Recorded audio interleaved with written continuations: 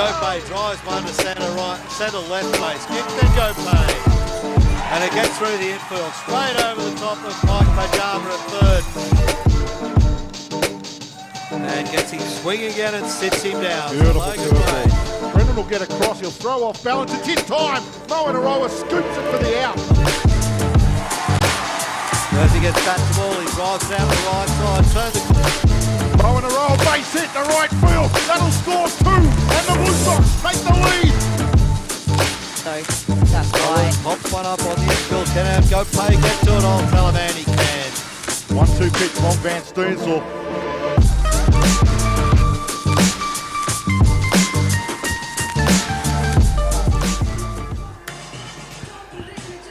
And ladies and gentlemen, boys and girls, welcome to Blue Sox Baseball, proudly brought to you by Sports Broadcasting Australia. Yes, we're broadcasting live on Blue Sox TV on YouTube from Blacktown International Sports Park on this Sunday afternoon, the 29th of December 2019. Yes, we're approaching the end of year and a new year coming up later this week to take us into 2020. Good afternoon, I'm Paul Harradine, and along with Big Cam Hickson, we are the Blue Crew. And we're all ready to go for the homeward run to the Claxton Shield season 2019-20 as the Sydney Blue Sox take on the Perth Heat in Game 3 of this Holiday Bonanza series in the west of Sydney. And what a day it is. It's going to be absolutely fantastic, and we're going to get all the details off Big Cam very, very shortly as he gets ready to warm up the vocal cords and take us into this Game 3, which is bound to be another exciting matchup. Good afternoon, Harrow. Good afternoon, viewers and listeners right around this wonderful country and around the world. Welcome to Blacktown International Sports Park on this wonderful Sunday afternoon. Of course, Sunday afternoon baseball. We've got Monday afternoon baseball tomorrow, so a little bit of a strange one out here for us, but weather conditions, we've got that smoke haze back. You won't see it too badly on your screens. It's blowing away. The wind is trying hard. The wind has turned around to the south, which is what we expect more at this ballpark, and it is trying to blow it away. So the wind almost blowing directly in from centre field today, so going to be very, very difficult to get one out of this ballpark today. You'll need to go right to the corners and be able to get it up on a nice tailing slipstream if you want to get it out of here. Wind blowing directly in. Overcast conditions, around about that 30-degree mark. Still the humidity in the air. In fact, as I just checked the weather wall, 33 degrees it says it still is out here at the moment. And melting. Which is around about, I think it's about 92, 93 for our American friends. 37 is 100. So just take a few off that, and we're into the mid-90s comfortably out here in the west of Sydney. Humidity is high. As I said, it's a hazy sort of you'd almost say overcast, except that it's not really overcast. Not a bad day for baseball. A little bit of a breeze, as we said, blowing up from the south. But the Perth Heat looking to take a very, very important series away from Harley-Davidson Ballpark to come to the other side of the country and take a series off the Blue Sox would be massive in their run for the division lead and the Claxton Shield. So they'll be looking to get on with that in a hurry. And we are looking to get on with the game in a hurry. We're only about 7 minutes from first pitch, so lots of stuff to come up. If you'd like to join us as part of the broadcast, by all means, jump online, have a chat in the YouTube window, or you could do the one of two other messages. You could send us an SMS. The SMS number 0412203068. That's 0412203068. Or you can send us a tweet at Blue Sox TV.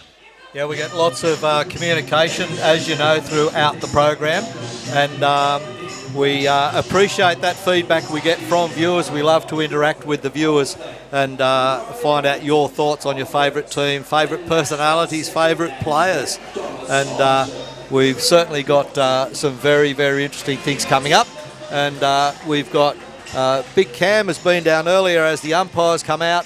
He's been loitering downstairs as usual. We've got a little bit of a pre-match interview here with one of the greats of the ABL, Tim Kennelly.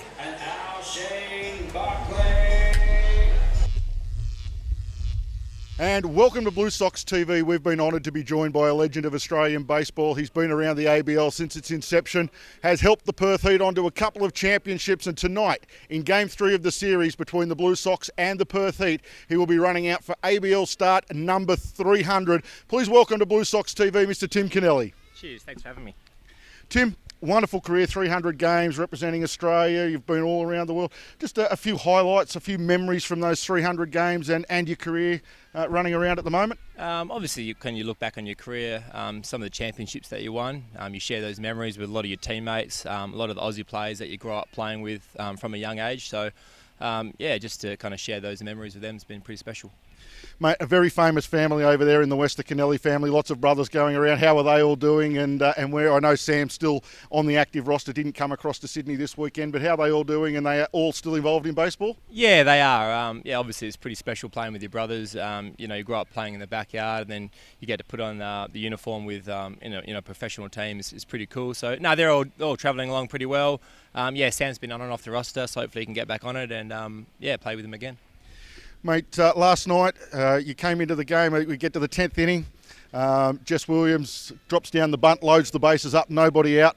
You're staring down loaded bases, nobody out. You stride up to the place. I know it's just another at-bat. You've had over 1,200 of them in the ABL, but how'd you approach it and what were you thinking when you went up there? Extra innings, a game you really needed to win on the road. Yeah, obviously the tiebreaker rule is something that's been brought into the ABL, which is pretty cool. So, Jess Williams did the job getting the bunt down and obviously got on base, so it loads it up. So, load of bases, none outs. It's pretty simple at bat really. Just put the ball in play and try and score a run. Try and score one run, and then Pete came up huge after me and got a base hit and scored another couple. So, yeah, you just try and score at least one or two runs in that extra inning and give you a team a chance to win. Yeah, the ones are given. The 2 and 3 are absolute bonuses and just allowed Dan Schmidt to rack up another win. A few more strikeouts. He gets that little bit closer to Mr. Essians and closer to the 300 strikeouts. Yeah, I mean, Schmidt, he's just been a workhorse for us for years and, just proves that, the work ethic that he's put in, made an Australian team for the first time this past year.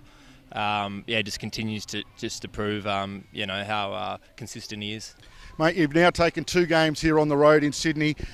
Game 300 would be nice to wrap up the series here on the road. Important to you guys because that Southwest Division is looking really strong. Adelaide keep winning.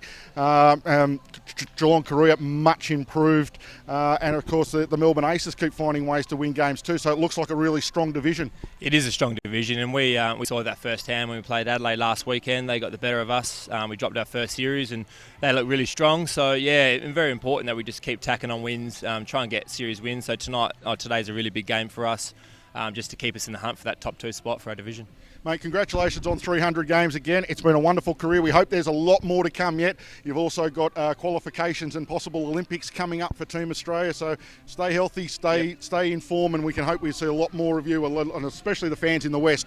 They hope they see a lot more of you for years to come. I appreciate it. I'll try and hang on as long as I can. So. Thank you very much to Tim Kennelly, playing game 300 here tonight at Blue Sox Stadium, where the Perth Heat, they will look to take a crucial away series win against the Blue Sox. They lead it 2-0. Game 3 coming up very shortly, right here on Blue Sox TV.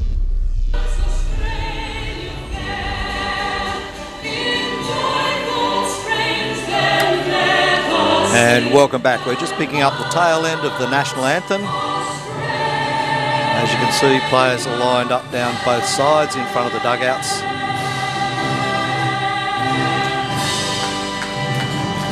And the national anthem of Australia just winding up at the end of that interview there.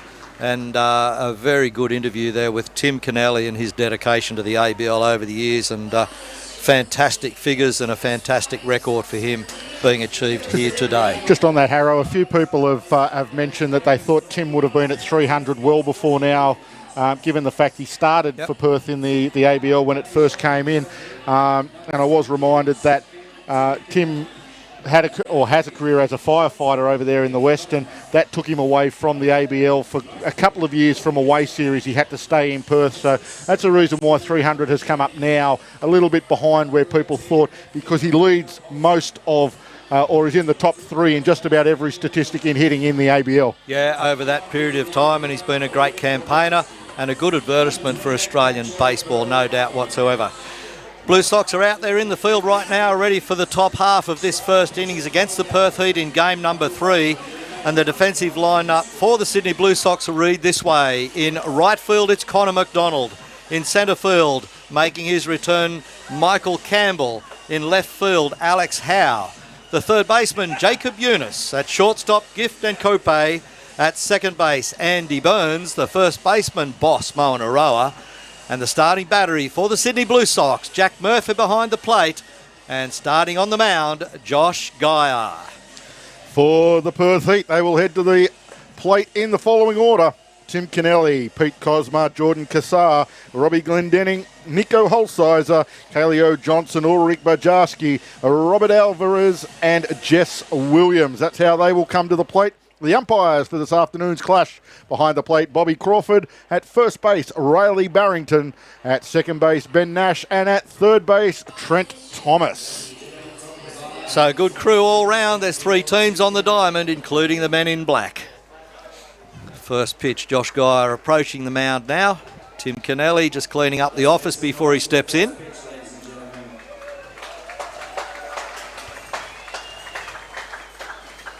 Geyer just psyching himself up, getting ready.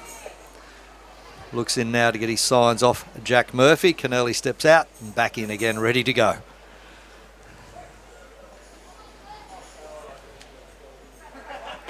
First pitch from Geyer, misses low for a ball. Good afternoon to wherever you may be tuned in from. It is afternoon here at a minute past 4 as this one's lifted into shallow right field. Connor McDonald, the right fielder today for the Blue Sox, comes forward. He has a track on it and takes the catch. So and Tim Kennelly retired in his first at-bat in game 300 with a fly ball to Connor McDonald. A good catch it was. A little bit of movement at the end there as it came down through this humid sky, and very hard to pick up a white ball with the background. And as we said, wind blowing directly in from centre field, so those outfielders will just have to sort of camp underneath it and make the necessary adjustments as it comes down. But an early shout out to a couple of our American friends joined in. Elliot, he is over there in New Jersey, just hit midnight over there, and Angela in Texas. New Jersey. So welcome aboard. Enjoy the coverage as the Blue Sox look to snap a 7-game losing streak. They won't with this one. This one hit hard by Cosma, but into that breeze, and it just holds into the breeze. And Connor McDonald trots around and takes the catch in right field. So it's the Connor McDonald show for the Sydney Blue Sox at the moment. It's been all Connor slotted into the lineup in right field today, trying to get his bat into the game a little bit more are the Sydney Blue Sox. He's batting over 200, one of only a handful of Blue Sox to be over that 200 number this season. So manager Shane Barclay needed to get his bat into the game, so they've decided to put him in right field to bring his bat into the game. And that will bring Jordan Cassar, right fielder for the Heat, to the plate. Are we going to see 3 fly balls to right field to end an inning? Could be. He turns on the ball pretty quickly, does Cassar. G'day to Matt, joined in from the West, and thanks again, Matt, for some of the information sent through. Also to Paul Morgan and Dan Vaughan, if you are tuned in, gentlemen. Thank you again for some of the notes and some of the information that has been sent through. And Jess Williams' family are all tuned in over there in the West as well. And I think it's Melinda is his mum. But Jess Williams' family, g'day, good afternoon. Hope you enjoy the coverage. 1, 2, 3. It only took 3 pitches. Jordan Cassar down on strikes. And Josh Geyer and the Blue Sox start a perfect top of the first inning. They retire them in order, and that will be it for the Heat. In the top of the first, no score on the board, the Blue Sox and the Heat. And for all your printer and copier needs, speak to the professionals at Mytronics. Mytronics are Australia's largest brand independent office equipment and supplies company. Mytronics are proud to be wholly Australian owned and operated and stock all the best and most famous brands of printers and copiers. Mytronics guarantee to better any valid Australian quote, so can be sure you are getting the best value and service when you buy or lease your chosen products from Mytronics. So jump online and check out their massive range of printers and copiers and all of their other services that they provide at mytronics.com.au. Yeah, we love having Mytronics aboard. They are great sponsors. They've been around for a long time here at Blue Sox Stadium, as have a lot of the sponsors of the Blue Sox. And of course, we couldn't do all of this broadcasting without the help of all of the sponsors. The Perth Heat defensive lineup this afternoon. They will go around the diamond with Nico Holsizer. He will be out in left field. Thomas Kennelly.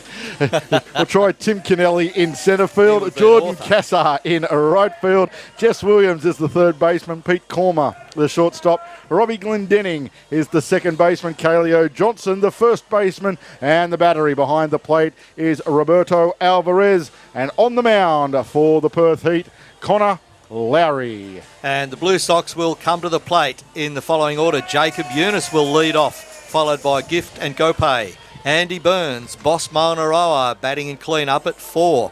Connor McDonald at 5. Alex Howe, followed by Michael Campbell, Jack Murphy and Trent D'Antonio as the designated hitter batting in the 9 slot.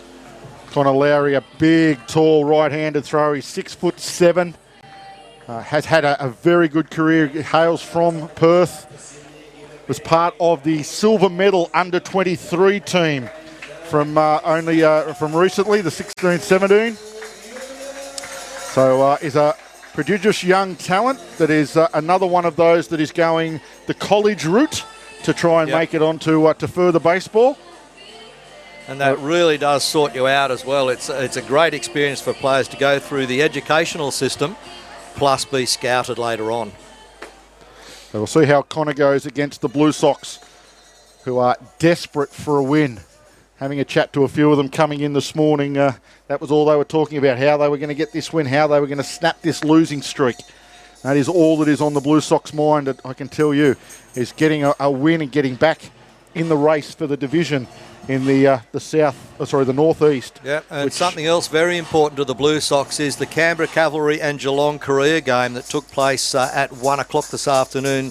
That has completed. It is a finished game. The result down there is the Geelong Korea 4 runs defeated the Cavalry 3. 4-3 Geelong over Canberra in a very important result for the Sydney Blue Sox. That Geelong Korea team, they are an enigma this season as we see the next pitch come in from Lowry, called strike.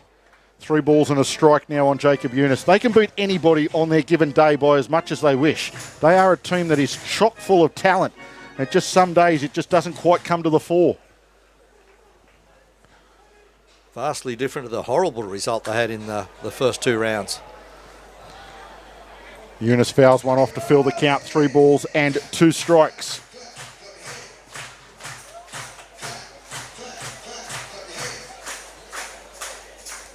G'day to Gus, watching on a warm afternoon down in Melbourne.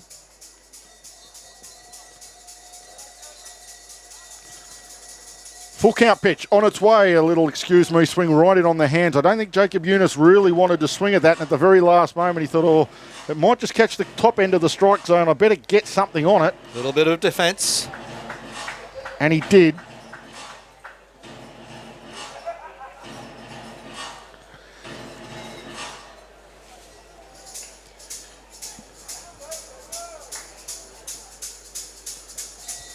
Another full count pitch on its way, swung on, popped up. That'll get out of play. It's towards the Family Hill. Chasing it'll be Johnson all the way to the fence, but it will get over the fence and out of play.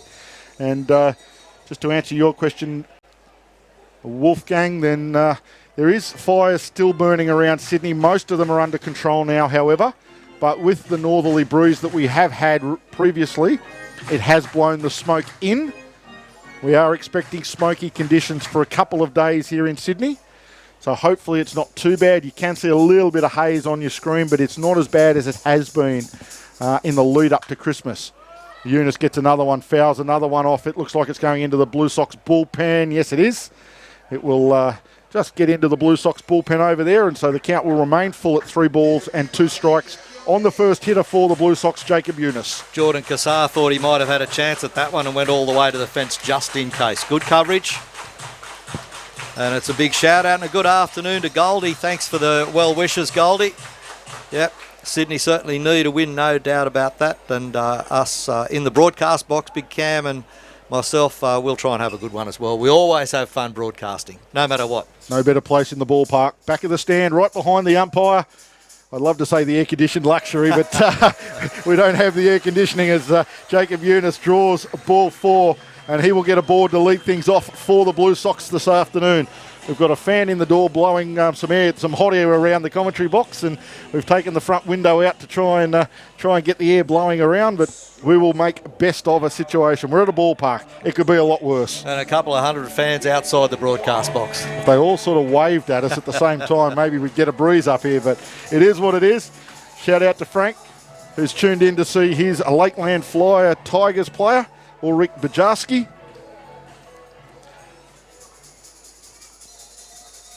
Ulrich doing the DH work for the Perth Heat this afternoon as Gift Nagope watches a strike from Connor Lowry.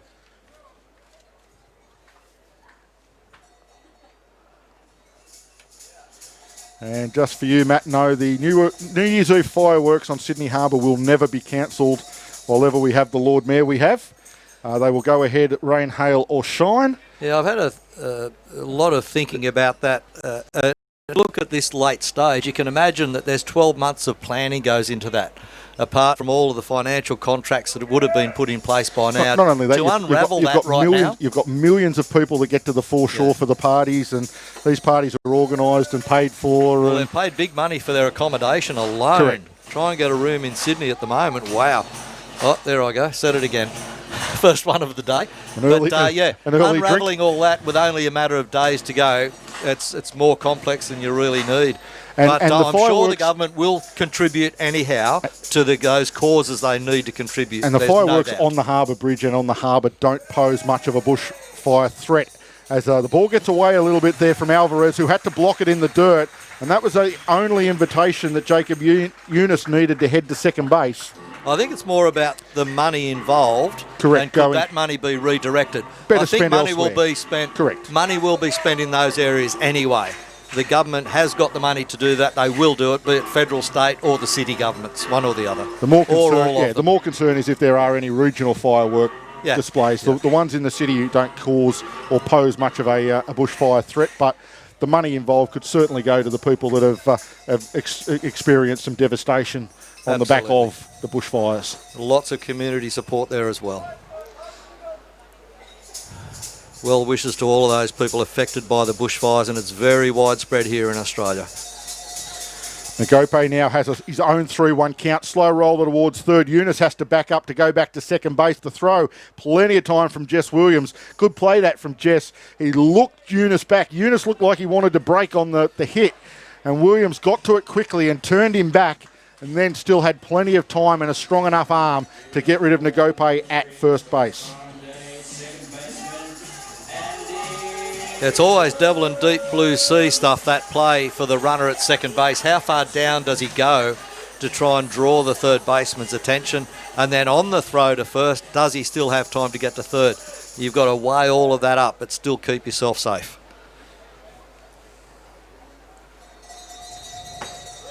First pitch coming in to Andy Burns is in there for a strike. So Connor Lowry, after walking Jacob Eunice, has settled. He's got the ground ball out of Nagope for the first out. Now tries to get rid of Andy Burns. Two other games on this afternoon. Of course, the earlier one between Geelong Korea and Canberra Cavalry is completed. As we mentioned earlier, for those that missed it, Geelong have defeated Canberra by 4-3 in the earlier game today. And apart from this game, there is Adelaide Giants and Auckland, and Brisbane and Melbourne. Andy Burns batting .351 on the season with 4 home runs and 5 doubles. Looks in for a low outside pitch again. It bounces off the knee guard this time of Alvarez and bounces away towards the Blue Sox dugout. And Jacob Eunice says, yep, guess what? I'm going to take third too. Both should be scored wild pitches, and they should both allow Eunice to advance the 90 feet. And now Jacob Eunice stands at third base with 1 away. Andy Burns now can sack fly the Blue Sox to the lead. Early lead would be nice. Early lead hasn't really met much in this series. The Blue Sox had it in game 1 and couldn't do much with it. Perth had it in game 2 and gave it up late, and then went on to finally take the win in extra innings last night. Rescued the situation. But you always prefer to have a run on the board and be in front at some situation, because often 1 is enough. All it takes to win a baseball game is 1 run, more than the other team. 1-2 pitch is hit into the 5-6 hole. It's a base hit for Andy Burns, and it's an RBI single that will give the Blue Sox the lead. Jacob Eunice will cross the plate, and the Blue Sox will play from in front this afternoon. 1-0 they lead the Perth Heat here in the bottom of the first innings. Good steady baseball from the Blue Sox early on. As we said, Eunice moved around on 2 wild pitches, and then that single to left field by Andy Burns drives the run in. Burns a nice comfortable run up the first base line, and that brings to the plate first baseman Boss Moanaroa. Had a very unhappy day yesterday at the plate. 4 strikeouts. He's 1 for 8 in the series with 5 strikeouts in those 8. So yeah, it wasn't a happy evening for Boss last night. Actually make it 6 strikeouts. He had 2 on Friday night. 2 on Friday night and 4 last night. So not a good series so far for... Another wild pitch. Wow. Maybe a pass ball, but as a catcher, it's a wild pitch. As an old catcher, that's a wild pitch. You always blame the pitcher. He didn't throw it where you wanted him to. That's right. Andy Burns, he'll advance to second base. So Roberto Alvarez and Connor Lowry just struggling a little bit with the communication early. It's another runner in scoring position for the Blue Sox with only 1 out in the bottom of the first.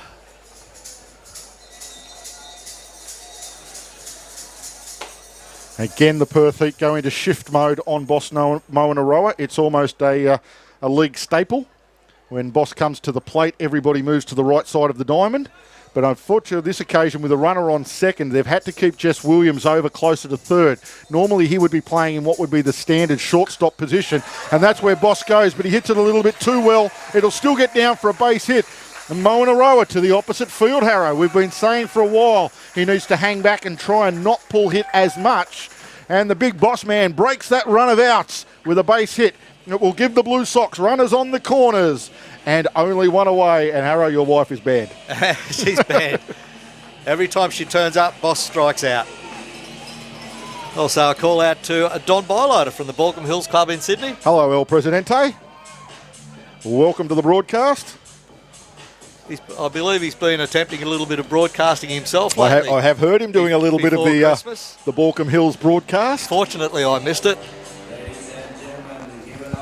I would have been all over him like a wet blanket if I heard that. He's his usual dry, entertaining self, Don. He's a country boy at heart. Wonderful man doing good things for baseball in the northwest of Sydney. He's only lived in Sydney about 45 years, I think, but he's still a country boy at heart. Connor McDonald at the plate. Low and outside.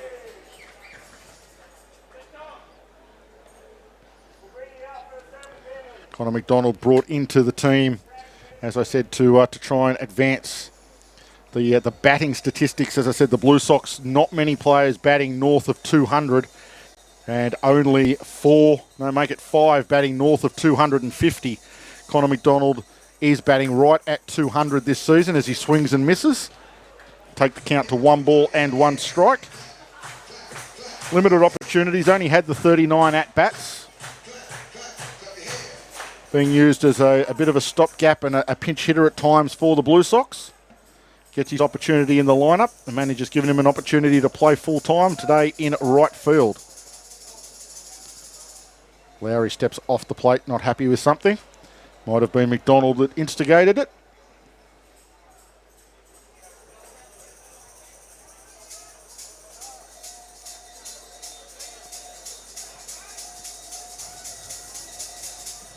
Pitch is low and outside from Lowry.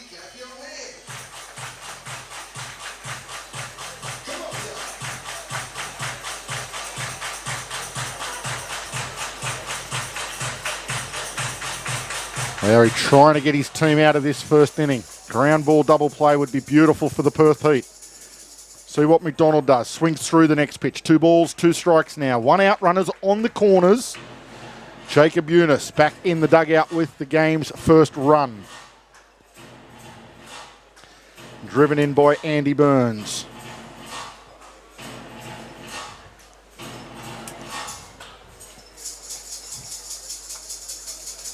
2-2 pitch from Lowry. Just misses low. Wasn't far away. It was a good pitch from Connor Lowry.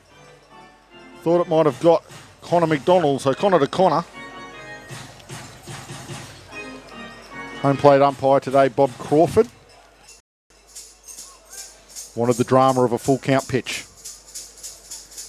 Here is this payoff pitch in on the hands. It is rounded to Williams. Williams will go to 2 for the first.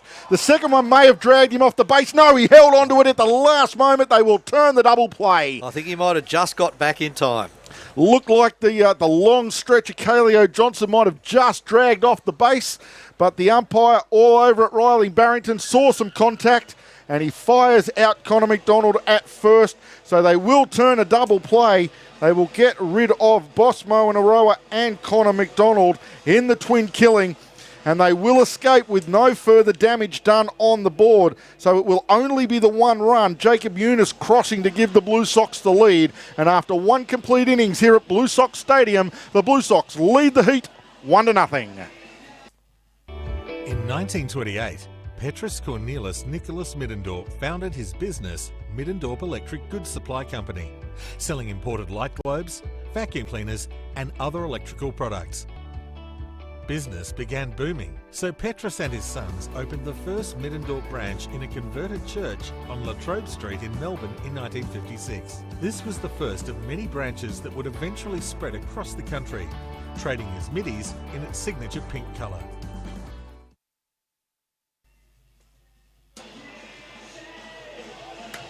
And welcome back to the action here at Blue Sox Stadium, where you're listening to the Blue Crew from Sports Broadcasting Australia. Big Cam Hickson, I'm Paul Harrow-Harradine, and we're presenting you with this Game 3 live on what is a very balmy afternoon in the west of Sydney.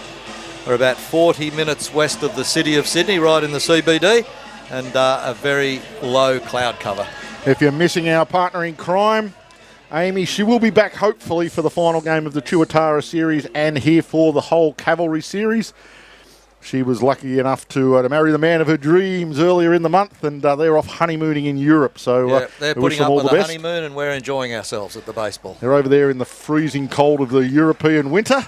We're here in the sweltering middle of the Sydney summer. Robbie Glendenning at the plate now for the Heat. We promised to give her a shout out. And we did. Glendenning, this is tailing towards the line. It's going to get into foul territory. I thought it was a chance of getting down there for a moment as it went into the teeth of the breeze and just turned towards the foul line. Connor McDonald had no play at all. And thankfully, if you're a Blue Sox fan, out of play. Unluckily so if you're a Perth Heat supporter, it missed by 1.5 yards.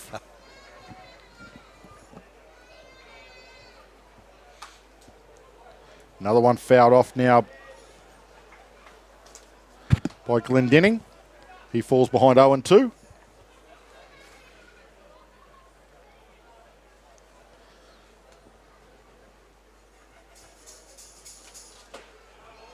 This one just misses from Josh Geyer, who has been pitching well, although tends to be getting lit up in the third and fourth innings of late. So we'll see if he can address that.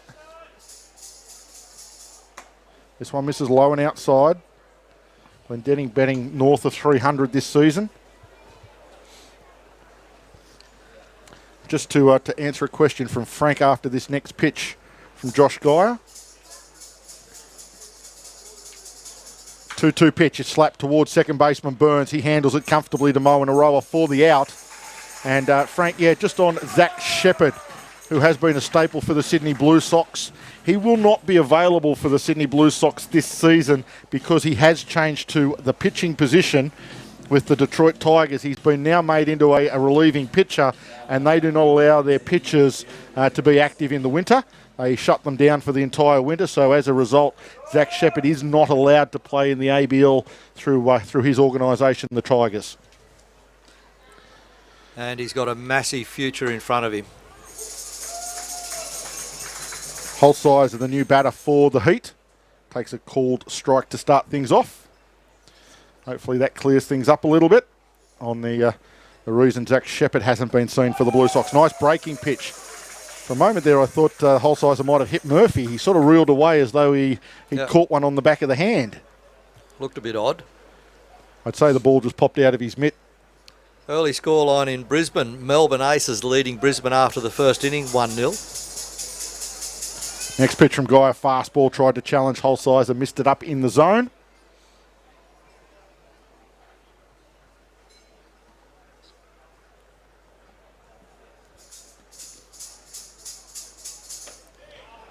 Oh, good pitch from Guy, just outside.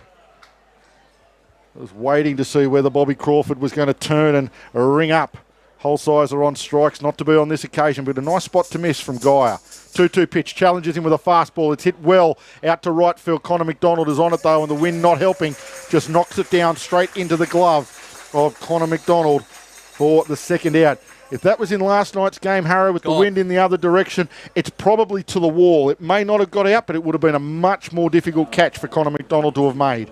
Yeah, you called it well, Cam. That breeze blowing in is just giving them enough time to hold that ball up in all situations for both clubs. 2 up, 2 down, Perth Heat, top of the second inning. Kaleo Johnson at the plate now, stepping in. He swings through the first pitch he sees from Gaia for a called strike. Nice shape of a pitch from Gaia for that one.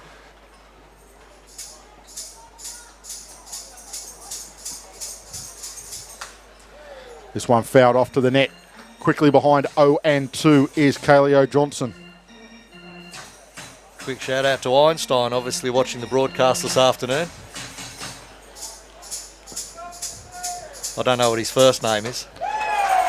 Strike 3 for Kaleo Johnson. And the Blue Sox, they go 1, 2, 3 again here in the second. So 6 retired in order for Sydney. And they will head to the home half of the second, leading the Perth Heat by 1 run to nothing. Design Choice brings every space to life with a design solution that is conceptually beautiful, practical, cost-effective and durable for even the toughest commercial environments. Working with clients and the furniture industry for 20 years, you can rely on their knowledge and high-quality items. The Design Choice team know that selecting the right piece of furniture can be the difference between becoming just another restaurant and becoming the new destination hotspot. To see some of their creative designs, head to designchoice.net.au. That's designchoice.net.au. And of course, Design Choice are very proud sponsors of your Sydney Blue Sox. Again, we love having all of the sponsors on board. Design Choice can do some amazing things, so jump on their website and have a look. They can make all sorts of areas look amazing. Bottom of the first, and Josh Geyer looks like he is throwing a half decent one here for the Blue Sox, but needs to hold it together. As I said, he's had a couple of outings where he's looked like he is on top of the opposition, only to fall apart in the middle innings. The Blue Sox desperately need him to go deep into this game and get a real quality start. If he keeps going like this for 4 or 5 innings even, it would be a sensational start for the Sox. Well, if he's retiring in 1, 2, 3 for 5 or 6 innings, the Blue Sox are going to have every opportunity, Harrow. And he's looking the goods. He's relaxed. He's got rhythm. He's got all of the momentum behind him. He needs the bats to do the work, though. Continue to get on base, and let's see where we go. Leading off for the Sox here in the bottom of 2 is Alex Howe. Yeah, Michael Campbell in the on-deck circle. Jack Murphy in the hole. Alex Howe steps into the box. Lowry misses high to start things off there. Alex Howe batting .320 on the season. One of the few Blue Sox players to be over that 300 mark. Lowry misses upstairs again, quickly 2-0 to Howe.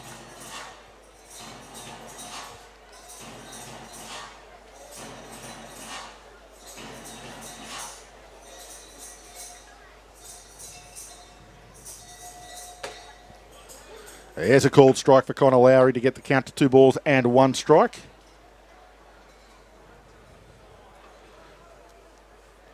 Needs a nice quick innings here, Connor Lowry. Get the confidence back, get back in that dugout. Let Perth try and find some offence. Misses high and wide again. Now 3-1 on Alex Howe.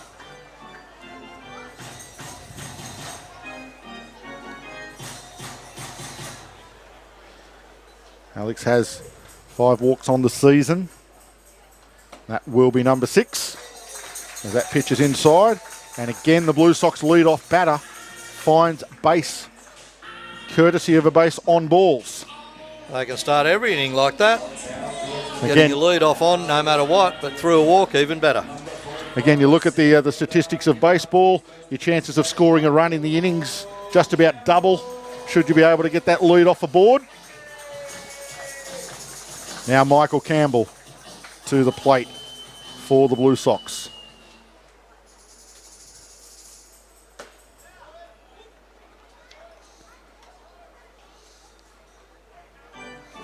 Michael Campbell was batting the Richie Benos coming into the series. Choo.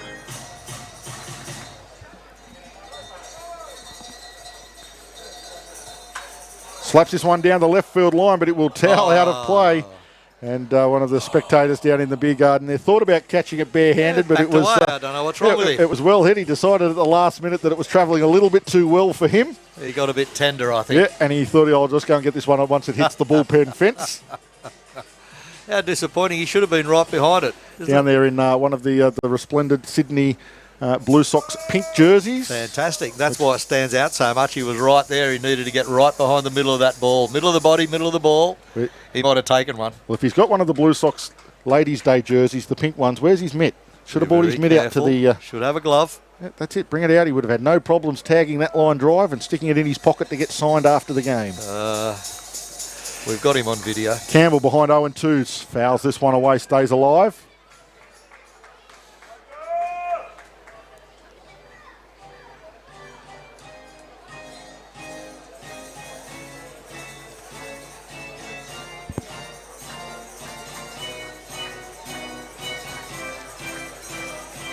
Runner at first base, nobody out. Bottom of the second, the Blue Sox up 1-0. Lowry fires. Campbell can't lay off. It goes down swinging. And Connor Lowry has his first strikeout of the afternoon. Yeah, I thought Campbell might have been in there a little bit longer than that, but he did like that one, but wasn't able to make contact with it. A great pitch there from Lowry. Saw the high fastball, thought this is my pitch, went after it, just couldn't catch up to it. Lowry blows it by him and gets a strikeout. And that will bring the Blue Sox catcher, clubhouse leader Jack Murphy, to the plate. Goes after the first pitch, lines it into right field. There's a base hit. This will probably score a run as it rolls down into the corner. Rounding third, heading for the plate will be Howe. Last minute he's had the stop sign put on him and he will retreat to third base as a good relay throw comes in through Glendenning to the plate at Alvarez. And a nice chase from Jordan Cassar into the corner. That ball hit the lip out there in right field and tailed into the corner quickly. It was a long chase from Cassar. He had to get it, throw it quickly to Glendenning. Glendenning to Alvarez, and they will hold Alex Howe at third. Murphy with a stand-up double. Good coaching from Brian Murphy at third base, because I'm sure that throw from Cassar would have got him at home plate had he attempted that run. So good work there, Sydney Blue Sox, but hallelujah to Jack Murphy. He was due, he was overdue by a long way. And now Sydney with 2 runners in scoring position, only one out, bottom of the second. And that was probably the decision in either sending Howe or not sending Howe, was the fact there was one out. Leave him at third and hope that Trent D'Antonio, who steps in as the designated hitter today in the 9 slot, can find a way to put a ball into the outfield and score Alex Howe. If anyone can, Trent can. Here's a man that is so overdue it's not funny, Harrow, as that one's in for a called strike. 0-2 according to the umpire's count. Bobby Crawford had 2 right fingers up, so I think the scoreboard's got it backwards. They've got it 2-0. Pretty sure Bob Crawford had his 2 right fingers up. He did, certainly did. No doubt whatsoever. 0-2 the count.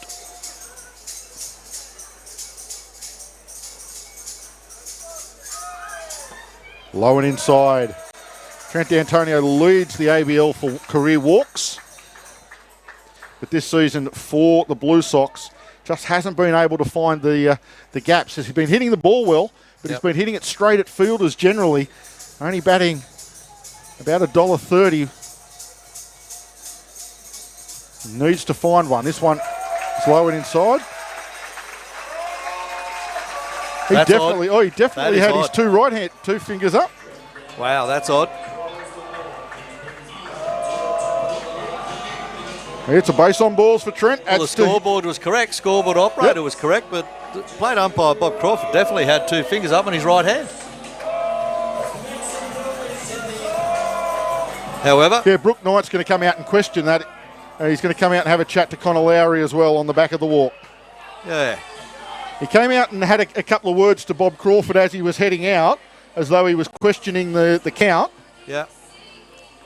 I think he's got to check with Lowry and say what did he think the count was? Because I'm a bit surprised at that. I'm very surprised at that. He's done. Connor Lowry's done. He's dragged him, taken the ball and sent him to the dugout. So Okay. Connor Lowry's afternoon is done here in Sydney. So Brooke Knight having him on a very tight leash. Maybe umpire Crawford had his hand up for a different reason. May well have. We just both happened to look up at the same time and see him up there with that hand up. So our apologies to the scoreboard operator. Oh, obviously. absolutely. I think it's Mr. Trow today. I think he's in there doing the scoreboard today. Blake Bivens is the pitcher that has been asked to come out of the bullpen to do some work. He wouldn't have had too long to warm up unless this was part of a pre-plan. Well,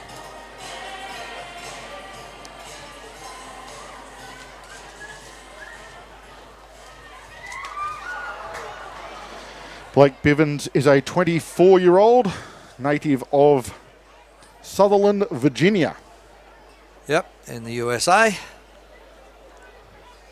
Was signed in the 2014 draft to the Tampa Bay organisation. Born in 1995. And last season was in AA for the Montgomery Biscuits. There you go. How's that for I've been to Montgomery. for a AA is, team? Montgomery is the capital of Alabama. There you go. If it's the same Montgomery, that's where their state capital is. Well, he's with the Tampa Bay club at the moment, the Tampa Bay organisation.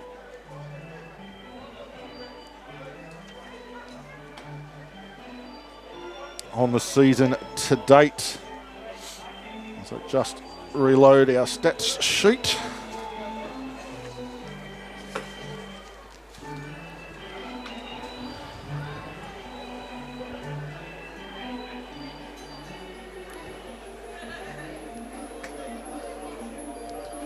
Blake Bivens so far has played in 6 games for the Heat, has thrown 11 innings, given up 14 hits and 8 runs, struck out 12, walked 8, and has an ERA of 4.9 for the Heat this season. Okay.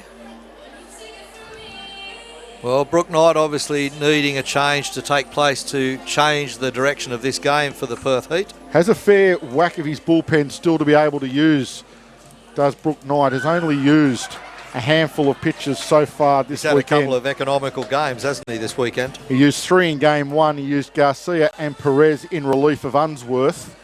So both of those should be okay to go on a day's rest. Neither of them threw long. And then last night, Rawlinson and Schmidt came in to get the job done on the back of Anderson. So still has plenty of arms down in that bullpen that he can go to. We haven't seen Lugo yet. He warmed up last night, wasn't used. Yep. So I'd imagine he would be one of the pitchers he will warm up should he need more pitches this afternoon. Loaded bases back to the top of the order through Jacob Eunice. But Blake Bivens ready to go for the Heat now. Comes in an absolute jam, bases loaded, and only one away. Misses high with the first pitch he throws to Jacob Eunice. The lead off for the Blue Sox. So the Blue Sox back to the top of their order and the dangerous part of their order.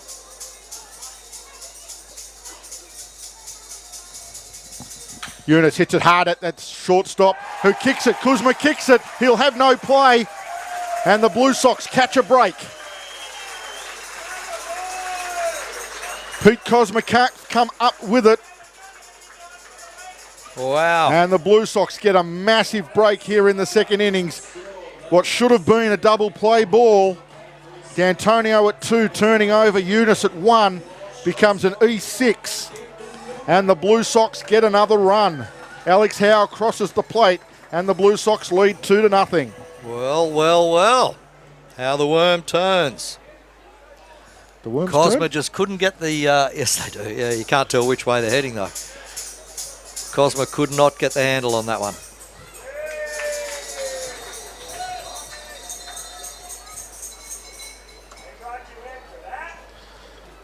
Blake Bivens did exactly what he was brought in to do, get the ground ball, hit straight to one of his pivots. Unfortunately, Cosma couldn't come up with it. Not sure if he copped a bad hop. But the ball gets away. This one hit hard by Gift Nagope, but it's well foul and out of play. Count quickly to 1 ball and 1 strike. So the Blue Sox double their lead here in the bottom of the second. It's probably still about 4 or 5 runs short of where they would like to be. But he's alive. They still have loaded bases, still only have 1 out. Murphy at third, D'Antonio at second, Eunice at 1.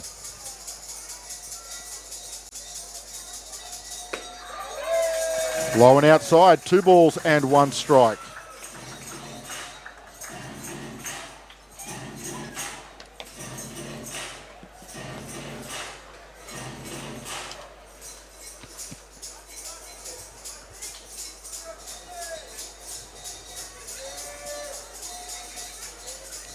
Two-one pitch on its way. Nagope goes after it, flares it out of play.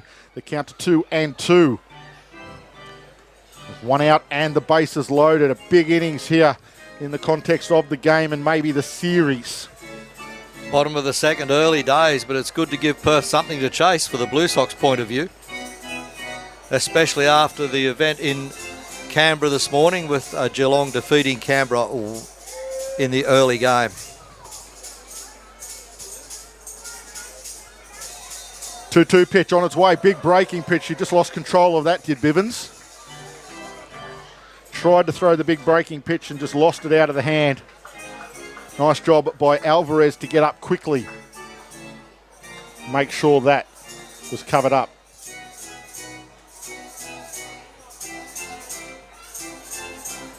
So a full count pitch with the bases loaded and 1 out. It is ball 4. Gift Nagope will walk and the Blue Sox will get another run. Jack Murphy will cross on the walk. D'Antonio to 3. Eunice to 2. Gift Nagope, an RBI walk here in the second innings. It doesn't get any easier for the Perth Heat. Well, Andy Burns, The big gun. third batter in the lineup.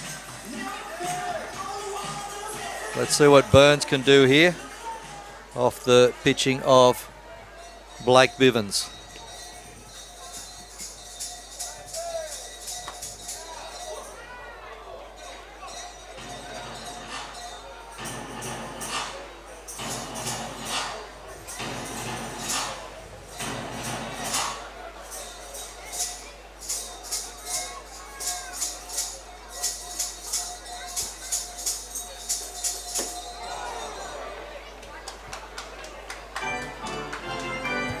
Bivens falls behind Andy Burns now, and that's not a place you want to be. In fact, he gets in front 0-2. Sorry. Okay. I'm trusting the scoreboard. Oh, so am I. That's much better. 0-2 curveball. It's a little flare into shallow centre field. It might get down. It will get down, and it will be a base hit for Andy Burns and an RBI single to keep the innings going. Wow, what a nice little bleeder over the back of shortstop. It was a nice pitch from Bivens, got right in on the hands of Andy Burns, who just muscled it into the air and it just flared into shallow centre field. It certainly did. Just a little blooper over the back there as we saw go over behind Pete Cosma at shortstop. So Sydney across the board again for another run. D'Antonio scores now. Jacob Eunice to third. Nagope to second. Andy Burns aboard. And big man boss Moanaroa at the plate.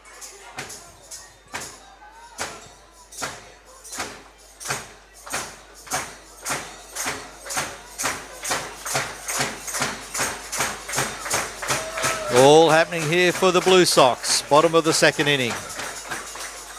The shift on again for Moangaroa, but not as noticeable as on previous occasions. This time, Pete Cosma is staying right behind Gift Nagope at second base. They're shifting, but still allowing plenty of room for a double play. Moangaroa allows it to pass outside for a ball. Just had a quick call from Canberra. Shout out to Catherine and John. And Gracie. 3 of them watching. In the new lounge room on the new TV? Not yet.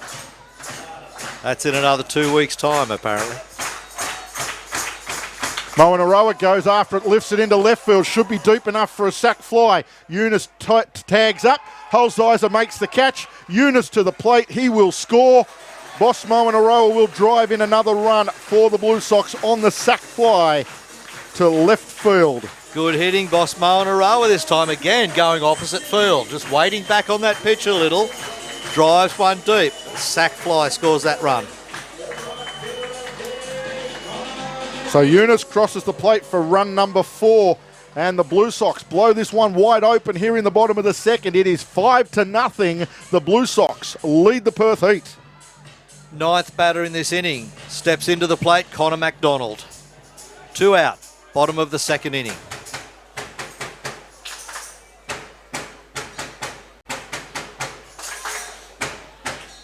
Swing and a miss from McDonald.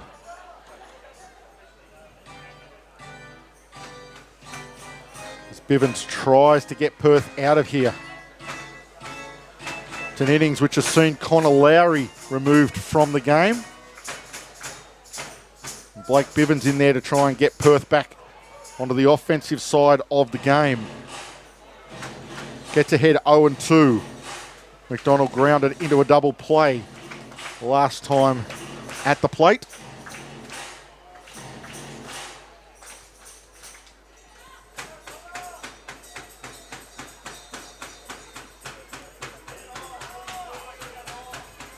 Bivens to the plate, low and outside, well blocked by Alvarez. He's had some trouble and some work to do early, Alvarez. Had a bit of bad luck with 1 or 2 bouncing off the knee guards as he's gone down to block them.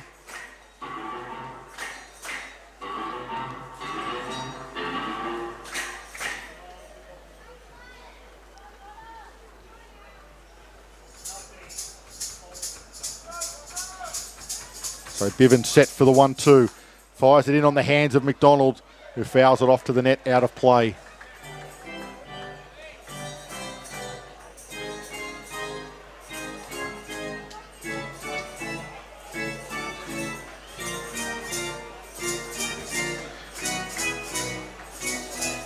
Connor McDonald settles now. Gift Nagope, the runner at second. Andy Burns, the runner at first. 4 runs have crossed the plate here in the second inning.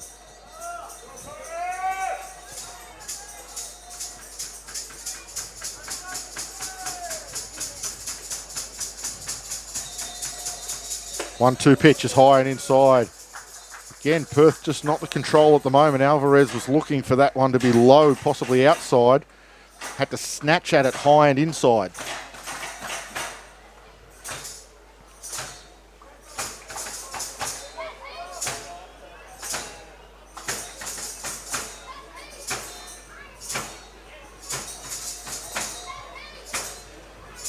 Two pitches, 2 balls, 2 strikes, 2 out, a snap throw. They're going to call a strike at the plate anyhow on Connor McDonald. So that's going to end that debate. Okay. Home plate umpire Bob Crawford saying that I thought you swung at the pitch. He's going to fire him out on strikes. So the throw up the line not needed. Connor McDonald is out on strikes. And the Blue Sox done here in the bottom of the second. But not before they mount some real offense. 4 runs across the board.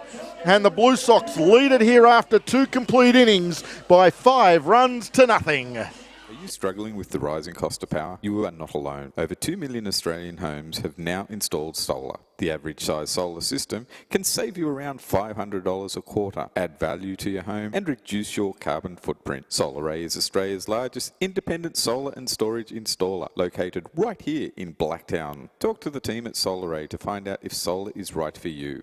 Visit solaray.com.au/Blue Sox today. Solaray Energy, proud sponsors of your Sydney Blue Sox.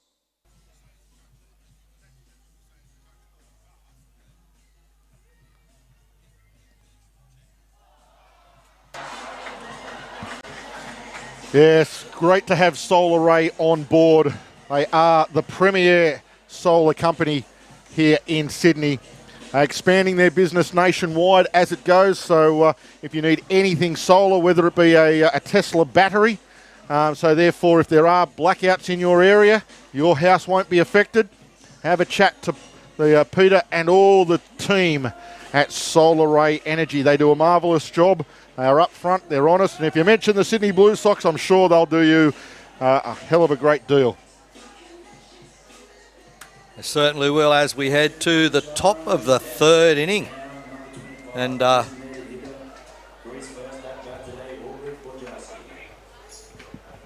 so the lead off for Perth, stepping in, designated hitter today for the Perth Heat. Top of the third inning is Ulrich Bojarski.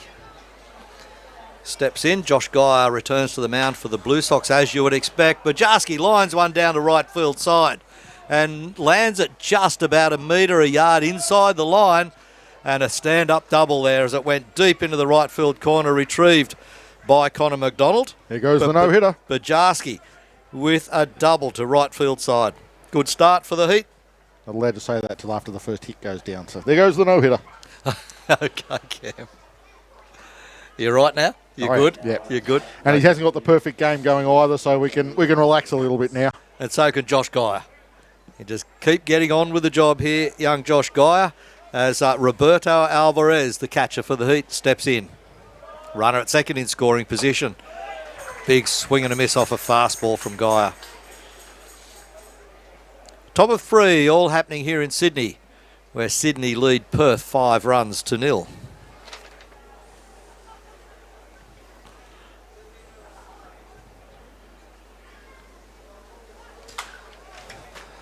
Alvarez fouls one off over to the Family Hill down the first base side, past the grandstand.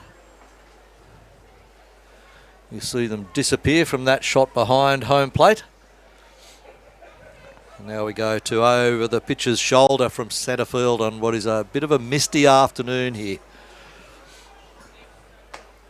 Cloud cover and a little bit of smoke haze mixed in with that very low cloud cover. Lots going on out here in Blacktown, the west of Sydney, a sporting precinct here at Blacktown International Sports Park. Soccer fields, football fields, baseball fields, everything happening out here. Some retail outlets recently been installed. And a rung up on strikes. Alvarez goes down looking. A KC from home plate umpire Bob Crawford brings up the first out in this top of the third inning for the Perth Heat.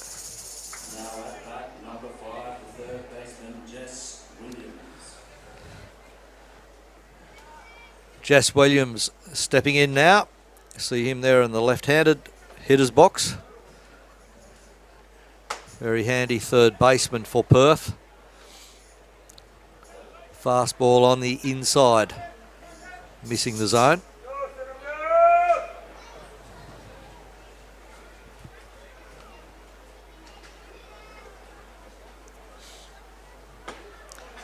Next one missing down low. Gets over to the plate but misses down low that time, does Geyer. One on, one out. Top of three. Perth with it all to do. Fouled off by Williams. Over the back of the Perth dugout. A reasonable crowd in this afternoon, we might say, in these balmy conditions. A lot of people Actually from the not east. a bad crowd at all for Sunday here, Yep. Blue Sox Stadium. Very hot, humid day. A lot of people may have headed for the beach in the east. Williams fouls another one off. Good plate defence there from Jess Williams.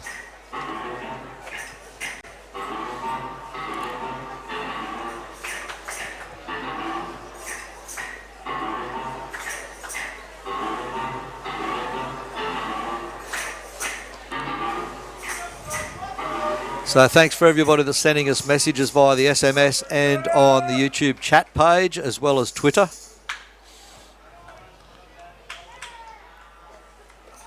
Ground ball out there on Williams as he drives that one into the glove of Andy Burns in like a perfect position for second base. Halfway round towards first. Good turn. Bit of lateral movement there. Not a lot of work in that one for Burns. Regulation ground ball to second baseman. So a 4-3 ground ball out in the scorebook. And Jess Williams down, but he does move his runner across to third base in the form of Ulrich Bojarski. And stepping in now back to the top of the order for the Heat, Tim Kennelly. 300th gamer. Flight out to right field his first time up. He'll be looking to do what he's done so often for the Perth Heat over his career and just to slap a nice RBI single, 2-out RBI single somewhere. Give Perth Heat a run on the board and a leg back into this one. Called strike inside edge there on Kennelly. Call. Kennelly didn't like it because he stepped back away from that one. All that indicates to me is he might have been crowding the plate a fraction, Cam. Well, I don't know. I happened to watch it on the screens, Harrow. I was watching the screens on that occasion and looked like it was well on the inside edge to me, but we talk about that inside edge. Called strike, that's good then. We talk about that inside edge here at Blacktown. That looked like it was a ball and a half inside, but... And gets him swinging on the next pitch as Guy goes to the opposite side. Just combined two names there, Josh and Gaia. You've got Jaya. Shortened up to Jaya. How am I going? Bojarski waits at third base with 2 out here, top of the third inning. Tim Kennelly out the plate for Perth. Gets bat to ball, drives it a shortstop, and go pay though, and go pay to Moanaroa, and that shuts down the attack from the Perth Heat. A 6-3 regulation ground ball out there, and that leaves Bojarski stranded at third base. Halfway through the third innings here in Sydney, it's the Blue Sox 5 runs, leading the Perth Heat to 0. Lush Greenery is your comprehensive commercial supplier for all your artificial greenery requirements. From concept to completion, they are there every step of the way to help make sure your garden area or interior area looks amazing. Lush Greenery covers all of your interior or exterior design needs, from a range of barn doors or green walls to planter boxes, climbing vines and so much more. To see samples of their spectacular work and green walls, and for any more or further information, head to lushgreenery.com.au. lushgreenery.com.au. Lush Greenery, proud sponsors of the Sydney Blue Sox. That they are, and we appreciate all of the support from all of the sponsors across the Blue Sox. There are a couple that we have not read on our broadcast as yet. We're waiting for approval to do so, but there are some other background sponsors as well supporting the Blue Sox campaign in this year 2019-20. And what a great competition it is shaping to be. It's going to be one frantic run to the line, isn't it? You can see both of the divisions. There's only a couple of games between first and last in both of the divisions. So going to be a very hectic run to the line as we have, after this series, there will be only 4 series to go. Absolutely correct. And it's always the last half of the season, the back end, when moves and changes get shaken up. Progress score from Brisbane, Melbourne Aces 3, Brisbane 1, and we're halfway through the fourth inning. I suppose if you're a Heat fan, you're saying come on the Bandits. If you're a Blue Sox fan, you're saying go the Aces. Absolutely. I guess it depends on which side of the division split you sit as to who you're cheering for in that one as we prepare for the bottom of the third. Through Alex Howe stepping in for Sydney. Wild pitch slipped out of the hand of Blake Bivens there on the mound for Perth. Ouch. Wow. Missed by a long way, Wild thing. Aim at the mascot. Throw this one at the mascot. It was Sid down there.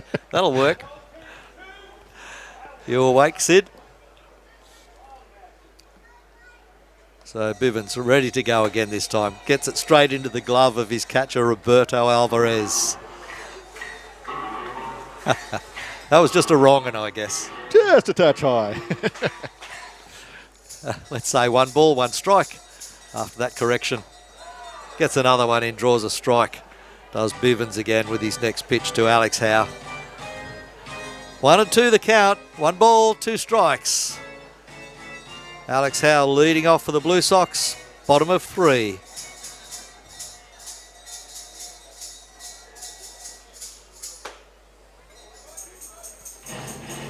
It's a couple of times Blake Bivens has gone for that breaking pitch and just can't get it to bend. Just loses it up high and sits up there.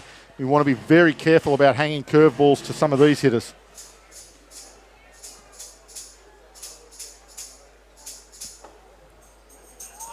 Again misses upstairs. So we go to the full count pitch now on Alex Howe. He drew a walk in his first appearance in the bottom of 2. We're at the bottom of 3 now after the Blue Sox put 9 batters through the plate in the second inning. Howe gets bat to ball, drives it past second baseman Robbie Glendenning. It gets out to the centre and Tim Kennelly with a little bump. Yeah, he got that one off the mound right at the feet of Blake Bivens as he came down off the mound. It hit the top of the mound, and for a moment there I thought it was going to give Glendenning a chance to make a play, but still hit hard enough to get to the outfield and a base hit for Alex Howe. As much as it slowed the ball down, it also put a little bit of a wobble on it, and that's why Glendenning couldn't really glove it. Just got through a little bit quickly, and that will bring to the plate Michael Campbell. Lefty followed by lefty. Single to centre field for Alex Howe. Let's see if they can capitalise on that. Michael Campbell drives one to third base. Cannot glove it. They get the first half of the double. They certainly do. The backup there from Pete Cosma as Jess Williams couldn't quite glove it. Cosma behind him gloved it and got it off to second baseman Glendenning. And they get the out on a charging Alex Howe. That might be a big play in the scheme of things, Harrow. If that one gets through and isn't an out at second base, all of a sudden the Blue Sox runners at first and second, nobody out. That could have been a massive difference in the game. Cosma did a great job of getting around there just to cover anyway, as it was hit towards the 5-6 hole, and get across there and still had the heads up to go to second base to get the out. And Campbell on first for the Sox with a fielder's choice to position 6. That brings to the plate Jack Murphy. Murphy got a double to right field side. Got to give a shout out to a part of our research department who is currently crossing the Bass Strait on the Spirit of Tasmania. G'day, Dave. Hopefully it's nice and calm in Bass Strait today for you. Well, you know, the Sydney to Hobart's just finished down there in Hobart, so still a lot of yachts out at sea. Wild pitch. Advances Michael Campbell to second. That removes the force. They'll free Jack Murphy up a little bit more.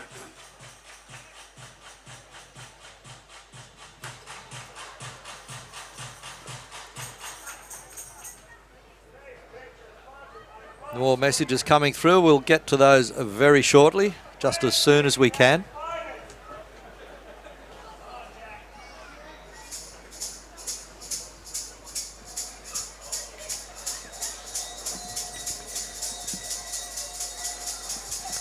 Murphy waits the next pitch. Just blocked down there by Alvarez. Had to face a few wild pitches this afternoon. A massive shout out to Gordon Geyer, father of Josh, who is on the mound for the Sydney Blue Sox. Kicking back, relaxing in the air conditioning with a beverage, watching the Blue Sox go around on his big screen TV. Good afternoon to you there, Gordon. That's huge, and he's got all 10 toes. Survivor. Murphy steps back in again now. The 2-2 pitch coming from Bivens. Missing inside low. What? 2-1 pitch. Yeah, 2 balls, 1 strike. 3-1 now. It was changed. It was 2-2 when I looked up last time. It's gone to 3-1. 3 balls, 1 strike. Yeah, the second pitch I think was inside. Yes. And then we've had the two ordinary pitches. So Blake Bivens to Jack Murphy, a 3-1. Gets bat to ball again, covering at first baseman Kaleo throws Johnson. it away. Wild throw on the pitcher's cover. A run will score. Nobody at home plate. As catcher Roberto Alvarez had to go and retrieve that wild throw. And wow, it was Kaleo Johnson going for the ball. The pitcher's cover, Blake Bivens, headed across there, but overran the ball as he was running to the bag. It actually went behind him. Alvarez went to retrieve it, which left home plate open.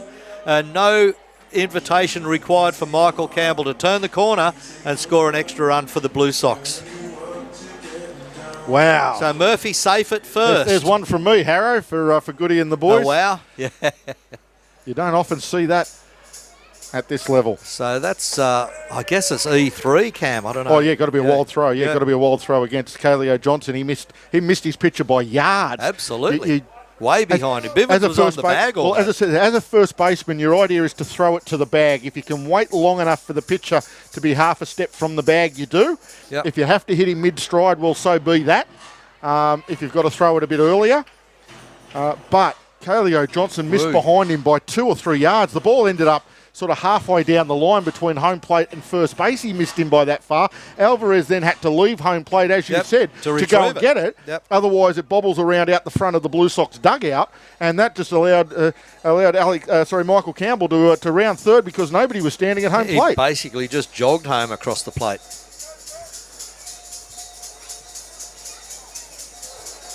Has gone up as an error on the scoreboard, so had to be a wild throw on Kaleo Johnson. Trent D'Antonio is at the plate now.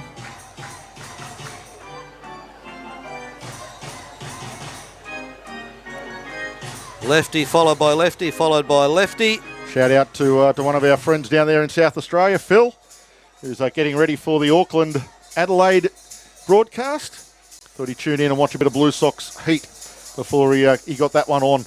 Oh, he'll get his mindset ready for the big game. D'Antonio drives one out to right field, a ground ball. Hard look hit out, from it's past him. It's got past Misfielded. Kassar. All the way to the wall, and Murphy what will on score. earth? D'Antonio will score too. They're winding him round. He'll come to the plate, and it's going to be tight at He's the going to plate. be iced. Absolutely iced. D'Antonio gets thrown out at home on a 9-2 play, straight through from Kassar. They do get the second out, but not until after Jack Murphy scores.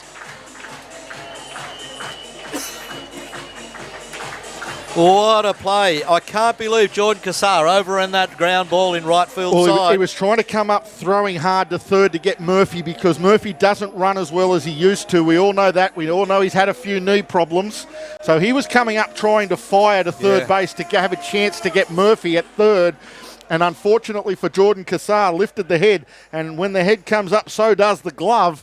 A ball got under him, and then he had to turn around, go 40 metres back to the wall, which made it easy for Murphy and made a tough decision for third base coach Brian Murphy whether to send D'Antonio or not.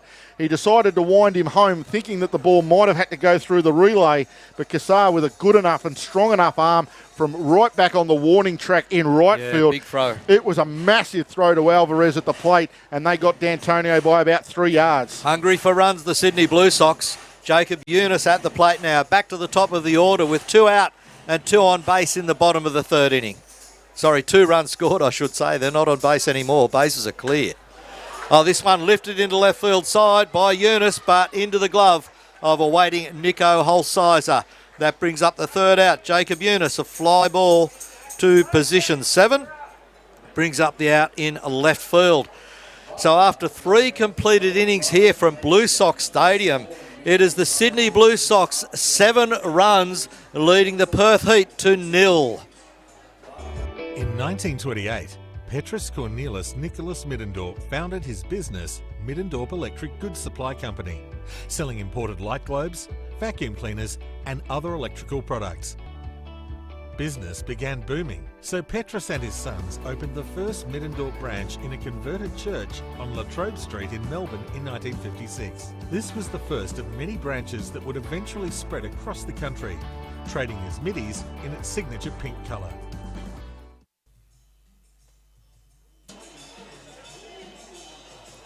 And back at Blacktown International Sports Park, we've had it all happening in the first 3 innings.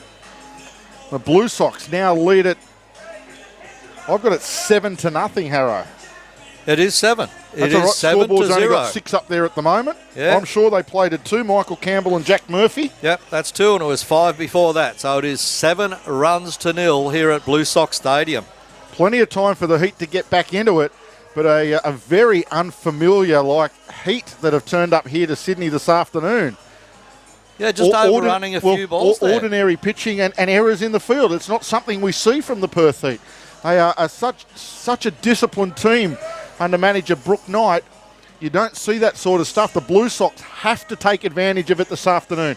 If they don't go on to win this game, there will be some serious questions asked in the Blue Sox dugout at the end of the afternoon. There would be something drastically wrong to give up a 7-0 lead. I wouldn't expect that to happen under any circumstances. Well, there's still plenty of game to come, however. A whole 6 innings. And it will be a whole 6 innings. There are no run differentials or mercy rules or whatever you want to call them in the ABL. In all cities other than Auckland, we play the 9 inning. Top of the 4th inning. Josh Geyer still on the mound for the Blue Sox, as one would expect, behind this massive lead. And leading off for the Heat, Pete Cosma, their shortstop and a second batter in the lineup today. Has only given up the 1 hit so far, Josh Geyer, and only faced the 10 batters as he gets here into the 4th inning. Cos leaves that one for a strike. Just wanted to see where the location might be from Geyer again. Still more messages flowing in. We'll get to those shortly. Ground ball now to Ngope. Ngope, easy as you like across the Marlborough at first. Mr. Cool does it again from shortstop. A 6-3 out as he traced that one back deep in the shortstop position behind second base. What about the pirouette and the throw? No, didn't even need to balance up. The throw was bang on the money. You see it here. Yep, as nice as you like. We get a little replay up here that doesn't go out, unfortunately, but we can see it coming up, and he just jumps on that one, pirouettes around, and makes the play as nice as you like. And Jordan Cassar at the plate now with an 0-1 pitch. He rips one to right field side, and it goes foul well and truly. Gee, he hit that ball a long way, Cam. That's in the bullpen. I think it's gone over the back of the bullpen almost. Very deep. Gift Ngope with the little pirouette and throw. Nice turn. He always had it covered. But to turn like that, then get the ball spot on the money into the glove, right into the heart of the glove of Bosma Naroa. So you wouldn't be too, concerned even as a manager if that drags the first baseman off his bag or something like that. You go, okay, well, nice effort. Yes. But an amazing play by a man who has played Major League Baseball. Cassar swing and a miss on that one. Goes down on strikes. It was down in the dirt. Cassar took a big swing at it. Murphy gloved it and put the tag on him for an out at home plate. So Cassar becomes a second out on a big K2 swing. 2 up, 2 down for Perth Heat, top of the 4th. Good afternoon to Lise down on the south coast of New South Wales. Hopefully everything's all right down your way in terms of the fire threat that was around. And good to see you enjoying Blue Sox TV this afternoon. Robbie Glendenning at the plate. Glendenning, I should say. So Robbie Glendenning playing second base this afternoon for the Heat.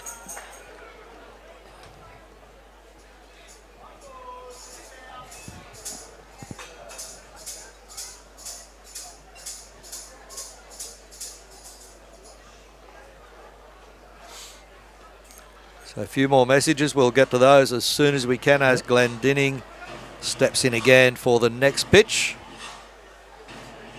And we have an 0-2 count on Robbie Glendenning for this next pitch. He gets bat to ball. He will fall fair into right field side. Connor McDonald turns and gloves that ball, gets it into second base. And he burns and holds the runner at first. So Robbie Glendenning, as he does, gets on base this afternoon with a single to 9. Good hit from Glendenning. Will that spark something for the Perth Heat? 2 out. 2 out single. Yep. Might get something going. A bit of a 2 out rally for the Perth Heat. They need to get something going just to lift their spirits at the moment. It's all Sydney Blue Sox. Nico Holsizer steps in for the Heat. He likes right field.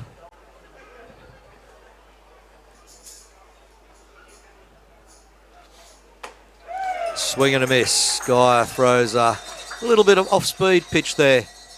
Just a straight pitch into the glove of Murphy, off-speed, and throws his pace right out.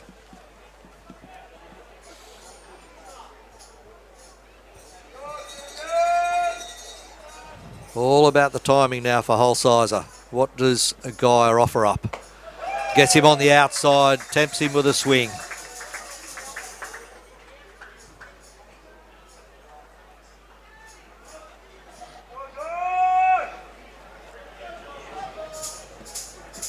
Oh-2 pitch from Guy with a runner at first in the form of Robbie Glendinning. Taps him outside, but a bit further outside and a little bit lower on Holsizer. That's a nice pitch when you're in front in the count. You're just trying to get yourself a cheap strikeout. Good place to miss. Trying to get a bad swing from the hitter, but a good job by Holsizer to hang in there.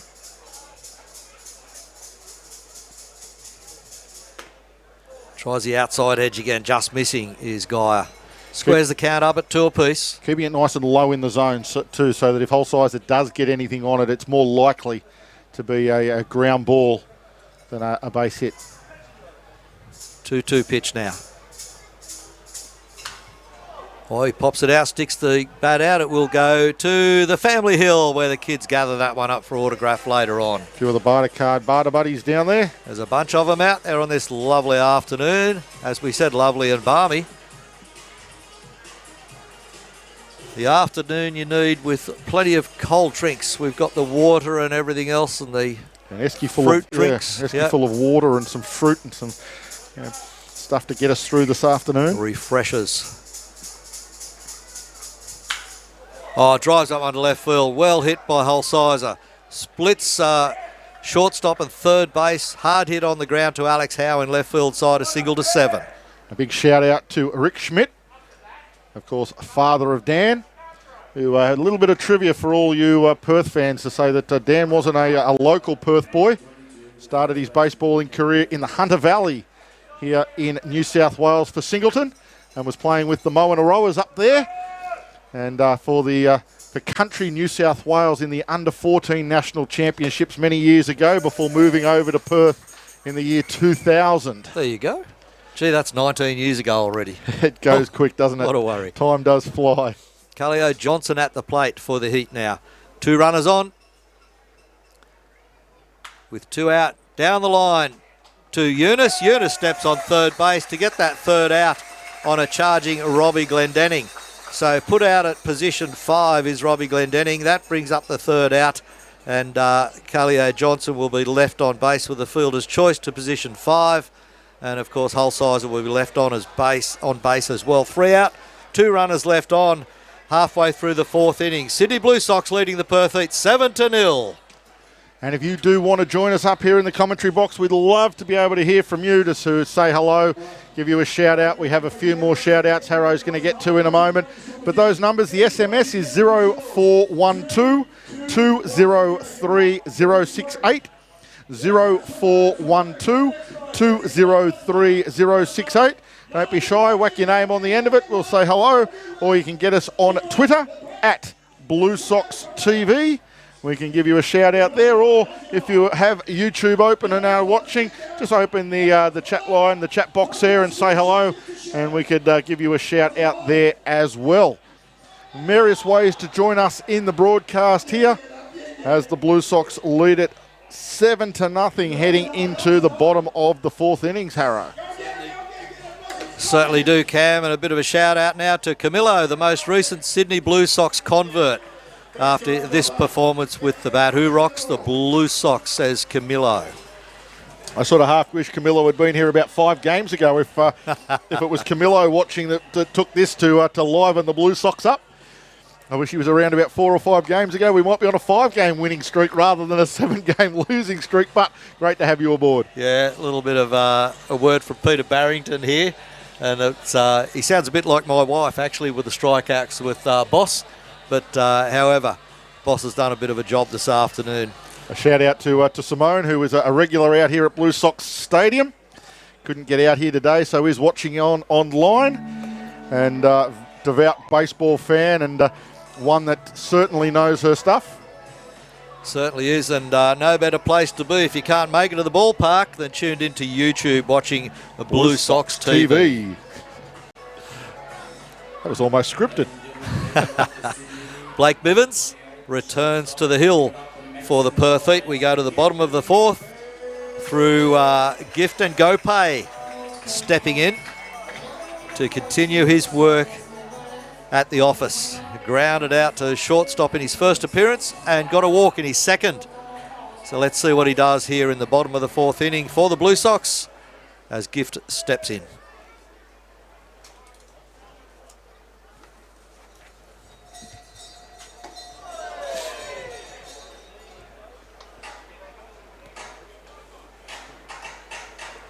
Hello to Sam watching in the USA, 20 past 1 in PA, Pennsylvania. Beautiful. Put the coffee on, as I always say. Nothing like an early morning coffee. I've got to remember those initials. The M's are the ones that always tie me up, whether it's Michigan or some of the other the states, M's, the other M Massachusetts. All of those get me. That might be MA. Mississippi, Minnesota, all those bits and pieces. MS, whatever it is. PA, Pennsylvania. Gift drives one down the third base side. Williams gets that, gloves it, gets it across to his first baseman, Johnson. Williams to Johnson, the 5-3 out. Gets Gift and Gopay charging down the line. 5-3, ground ball to third base, gets the first out on the lead off for the Sox in the bottom of the fourth inning. That will bring to the plate Andy Burns. And a hello to Devon, who's in Denver, Colorado. So we're ticking off a few states this afternoon, Harrow. Nice and chilly up there too, I would imagine. Well, absolutely, this time of year. Oh. Plenty of snow up around the snowfields in Boulder. And ice and snow at the best of times. Grand Junction. Been there, Junior College World Series. They're having, I think they're still having it in Grand Junction. It must be about 50 years they've had that there in a row, I think. Sensational. Andy Burns fouls one up over the roof of the grandstand.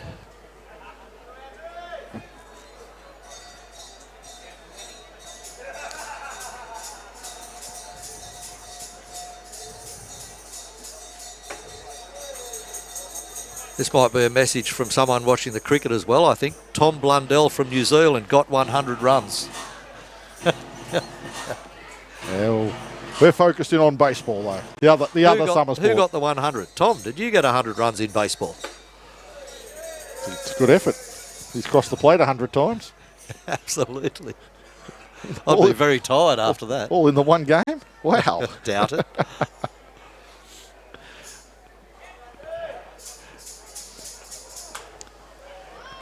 Another one fouled off by Andy Burns. A shout out to the Kansas Comet. Watching, of course, from Kansas. Yay. He's a Cubby fan.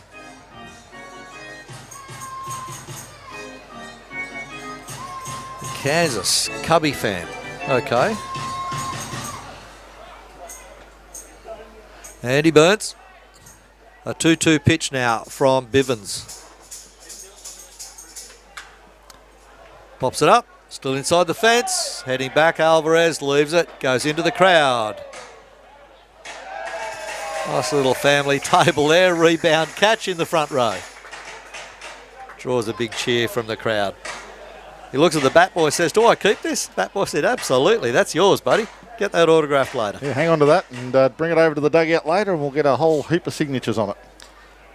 Blake Bivens about to deliver the 2-2 pitch again to Andy Burns at the plate.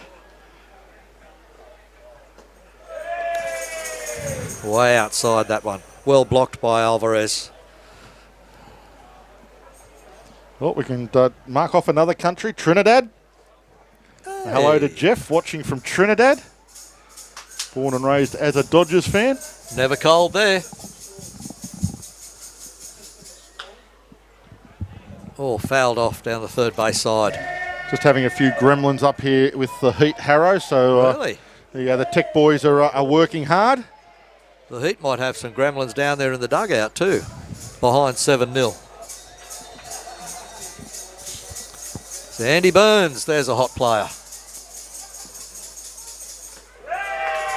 Draws the walk off the pitching of Blake Bivens. So 1 out now, 1 on base for the Blue Sox here in the bottom of the 4th. The walk issued to Burns. 5 walks issued by the Perth Heat. 5 walks issued by the Perth Heat. With 1 out in the bottom of the 4th inning. After an ordinary night with the bat last night, Boss 2 for 2 this afternoon. He's 1 for 1. He gets a sack for that other one, doesn't he? So that'll be a base hit and a sack fly. He does. Yeah, base hit was a good one to 7. Both of them to opposite field. We apologise if there are any little glitches in the broadcast at the moment. We are working on it as hard as we can. The boys in the tech bunker. Owen and Oscar Talauta, our support team, doing a fantastic job here at Blue Sox Stadium. The Big O's, I call them. The talented techos. We can get lots of names for the boys out there. Of course, Oscar is the man following Cameron round doing the interviews pre-game. He's my director and cameraman. Absolutely, you just do as you're told, Cam. That's exactly right, hence the fact I'm wearing a suit in 40 degrees, in 100 degrees for you Americans, and I'm in a suit interviewing players. No, thank you. Pity about the makeup. Well, no amount of makeup can fix his head, Harrow. This is a head for radio. Shout out to Michael from Burlington, Iowa. So another state. We've almost got all 50 states covered today. Excellent. Burns the runner at first. Maunarawa at the plate. The 1-2 pitch missing inside and low. Takes the count to 2-2.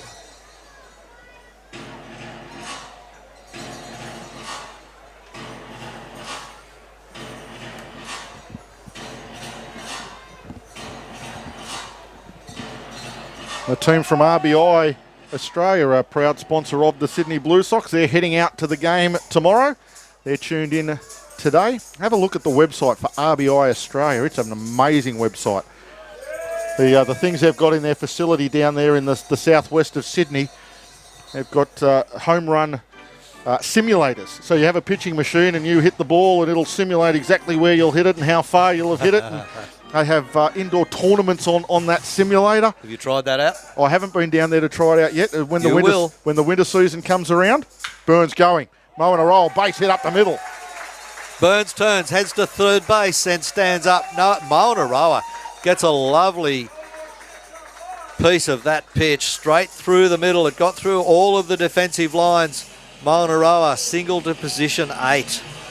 Having a good day with the stick, a lot better than yesterday, the big boss man. And Andy Burns gets driven around to third base from first. When the winter season comes around and I strap the boots back on again, I'll be going down there for a bit of hitting practice.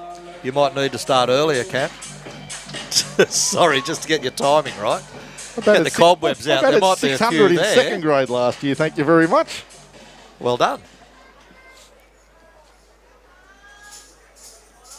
Limited plate appearances, mind you, but Amy will be in your ear this time. Yes, she is my manager. Connor McDonald gets one through as well and scores another run for the Sydney Blue Sox. Burns gets driven in from third base off the bat of Connor McDonald, who drives one out to right field. Nice ground ball hit. Somebody's been in the Blue Sox here. Their hitting coach, I'm sure, has been working overtime all night on them to get their head right, to get bat to ball. I don't know about that. I think Shane Barclay may have done his nana after last night's game and really laid it down to them. That's going to be all, I think, for Bivens. As just trying to see who that is coming out of the bullpen. 47 for the Perth Heat, is it? That might be 45. Might be Trevor Frank. It's definitely a 40 number. We'll find out shortly.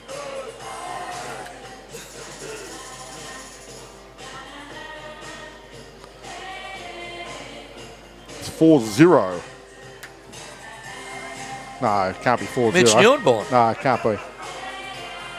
I probably can. Let me check the roster.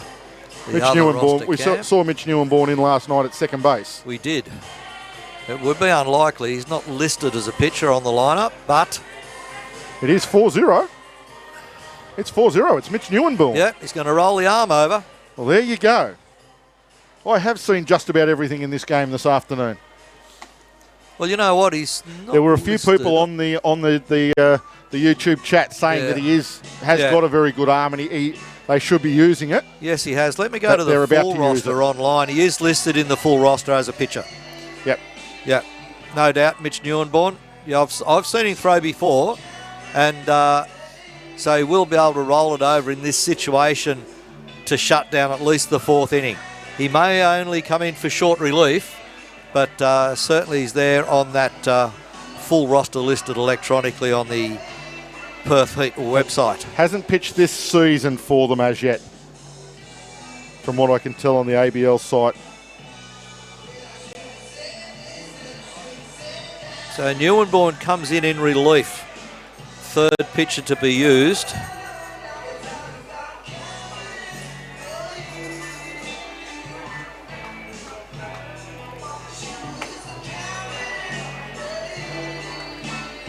Blake Bivens leaves the mound. And as Neuenborn warms up, we'll see what other messages we may have here.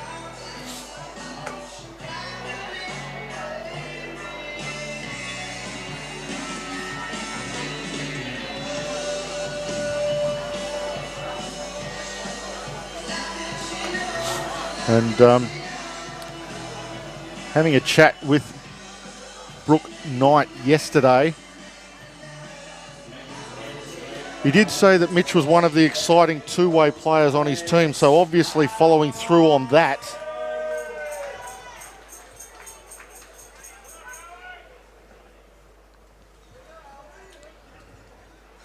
And thanks to Peter Barrington as well for checking in with us again. Appreciate your input there, Peter. Some of Mitch's family watching in Perth as well as in Oregon. So tick off another state. That'll work.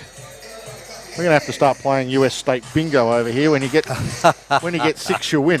See who rolls in first. We've got runners on base. Boss Monaroa at second. Connor McDonald at first. 2 runners on for Sydney. 1 out, 1 run scored. Bottom of the 4th inning. Alex Howe at the plate.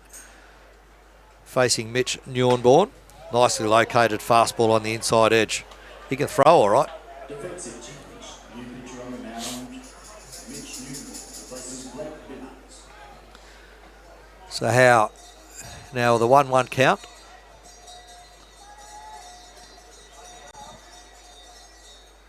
Cowbells are ringing for the Blue Sox. Bat to ball, drives it down the first base line, snapped up by Johnson. Johnson turns the first half of a double play there through shortstop Pete Cosma. So a 3-6 out on not on Alex Howe, sorry. That should be on Connor McDonald. Connor McDonald it was on the 3-6 out. So Connor McDonald becomes a second out. Bowen Aroa advances to third base. Alex Howe gets on to first with the fielder's choice. Turned the play to get that all-important second out off the ground ball up the first base line. And Sydney now with runners on the corners, 2 out, bottom of the 4th inning, and Michael Campbell at the plate.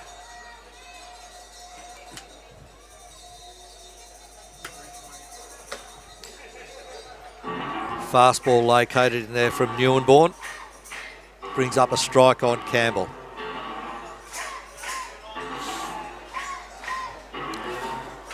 Blue Sox with their foot on the pedal, they jump out to an 8-0 lead.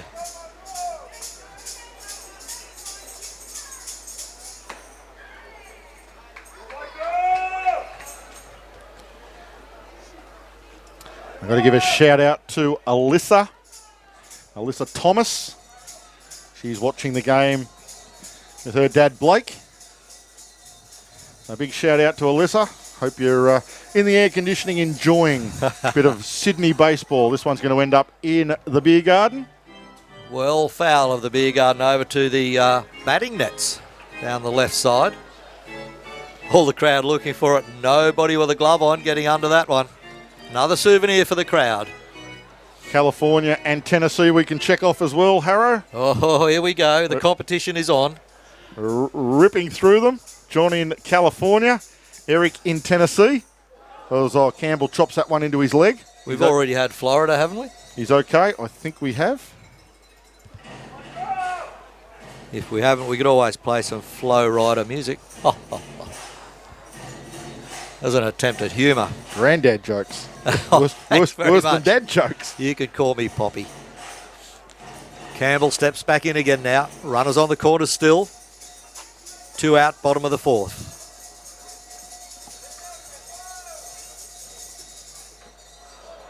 Campbell down on strikes.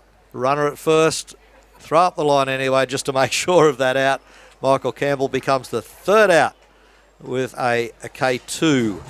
So that shuts down the attack from the Sydney Blue Sox after 4 innings. The score at Blacktown International Sports Park. From Blue Sox Stadium, the Blue Sox 8 lead the Perth Heat 0. Brett International Sports is the manufacturer, distributor and supplier of the finest baseball equipment, endorsed by the Brett family, which is led by Major League Baseball's Hall of Famer, George Brett. Founded in 1999, Brett International Sports is more than just a family business. It's a company dedicated to providing baseball and softball enthusiasts of all ages and skill levels the easy access to the premium baseball and softball equipment they need at affordable prices. The Brett family's many years of professional playing experience, coupled with a world-class product development team, ensures that every Brett product developed and sold around the world is carefully crafted by the best field experts possible and is held to the highest possible level of quality and consistency. So check out the massive range of their equipment at brett-sports.com. Brett International Sports are proud sponsors and the official suppliers of the Australian Baseball League. That they are, Cam. And news from around the grounds. In Brisbane, we've got Melbourne Aces 4 leading the Brisbane Bandits 1. 4-1, halfway through the 6th inning though. So a close game there between Melbourne and Brisbane. We know about the bust out here by the Sydney Blue Sox, 8-0 over Perth during this game. In the earlier game today, Canberra and Geelong, it was Geelong defeating Canberra by 4 runs to 3. And there's another game to take place later on today between Adelaide and Auckland. Has not started yet. It is scheduled to start at what time? Adelaide time. It will be 5:30. Yeah, I was going to say 6 p.m. our time. Yep. I thought it was scheduled for 6 p.m. our time. So they will go to the top of the 5th inning. The Perth Heat need to get something going here at Blue Sox Stadium. They do lead the series 2-0, however, so they can't lose the series. That is one way to look at it, but they would love to be able to walk away from Sydney with a series win. It's not something that that Perth do often, which is win big on the road. They seem to have a fortress over there at Harley-Davidson Ballpark, and then they go around and pick off teams in the league. This is a slow roller towards Moen Aroa. He stays down, has it on his own. Says, thank you very much, Josh, for the cover, but I can do it. And Bajarski put the afterburners on as soon as he saw Moen Aroa signal to Gaia that he will get the out himself. And Bajarski put the afterburners on to try and beat it out. But it was a close call at the end, but certainly Moen Aroa always had control of that out. Frank, who's been watching every game of the series, he's from Florida, Harrow, so we've got Florida marked off. I knew they were there. We've also got the Netherlands. Again? Tim from the Netherlands. Yep, second time this series. Tuned in, and apparently reading a fun fact on the Netherlands in a moment as Gaia fires in a high pitch for a... Oh no, missed up high for a ball. Tim's certainly been watching the broadcast. Thanks, Tim, for letting us know as well. Bit cool up there in the Netherlands as well. Gaia misses outside. 2 balls now on Roberto Alvarez. Apparently they're changing their name. They're not going to be known. They're dropping the Holland bit. They're just going to be the Netherlands now. There you go. Okay, as long as they still wear the same colours, I'm happy. Oh, they'll be orange forever. This one is slapped into right field over the head of Moen Aroa. He jumps, but just in desperation as it bobbles around. He's going to try for second. The throw from Connor McDonald looks in time and posts He did get him. He did get him. It looked like he got him. Gift and Gopay gloves that throw from right field. McDonald gets a ripper in right on the money into the glove of Gift and Gopay, who's got it right in front of the bag And the only thing Alvarez could do was slide into it. Right over that, Riley Barrington standing there right over the bag, making a great call. Was it Ben Nash? Ben Nash at second base. Yeah, Riley's got first base. I've got him reversed. Yep. Thank you, Cam, for that. Ben Nash. All the credit. But what a throw from Connor McDonald, right on the money, challenging and hustling the whole way. Alvarez, he didn't let up at all. He rounded first and was always going for second. Connor McDonald's throw had to be a strike, and it was. It was right on top of the bag. Nagope just had to glove it, drop the bag down in front of the hands of Alvarez, who went in head first.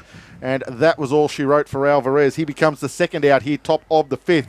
And the 9-hitter Williams, now in the batter's box, gets ahead. 2 balls and 1 strike. Josh Guy going well here into the top of the 5th inning. He's got to be happy with his outing today. Seen him struggle when he gets to this stage occasionally. Comebacker, plucks it as casual as you like. Whoa. The big loop over to Mo and Aroa. The 1-3 for the third out. The Blue Sox retire the heat in order here in the middle of the 5th inning. And that will be it for the heat. They don't go any further here in the top of the 5th inning. And as we head to the bottom of the 5th, it is the Blue Sox leading the Perth Heat by 8-0. And Bartercard is the operator of the world's largest trade exchange, where small and medium-sized businesses barter trade in 8 countries across a dynamic mix of industries. Bartercard has revolutionised the way its members do business, from attracting new customers to conserving cash and increasing profits. Bartercard's world-leading system enables members to enhance their businesses through a cashless marketplace. For more information, go to bartercard.com.au and check out all of their options. Bartercard.com.au are proud sponsors of the Sydney Blue Sox. Yeah, we love having Bartercard on board. The Bartercard buddies that head out there with the Blue Sox at the start of every game. And a shout out to Michael in Prague in the Czech Republic. So another one in Europe there we can check off. Mike in the box. In Corpus Christi in Texas. I'm pretty sure a couple of the Heat players are in Corpus Christi. Yep. In the minor leagues. I would have to just check my notes on that again, but I'm pretty sure there are a couple. So hello to all you guys out there on the YouTube chat. Great to have you aboard. So bottom half of the 5th inning, Jack Murphy will be leading things off for the Blue Sox. Trent D'Antonio and Jacob Eunice. They are the due-ups for the Blue Sox as Mitch Neuenborn finishes his warm-ups. He will get a second innings on the mound for the Heat.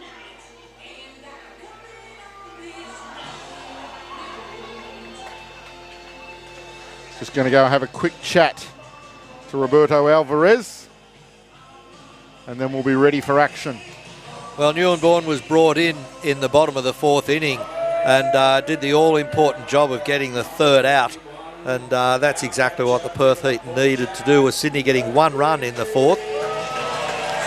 They've managed to get runs, score runs in each of the 4 innings here this afternoon from Blue Sox Stadium, where you're listening to Sports Broadcasting Australia's Big Cam as Murphy fouls one off.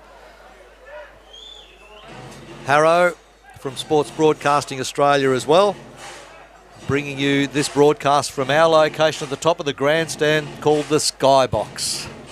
And that it is. All we need is a little puff of breeze to come through the Skybox. Be nice. We've got a fan on behind us. It doesn't seem to be doing much. Murphy, high towering fly ball, will get onto the roof of the grandstand.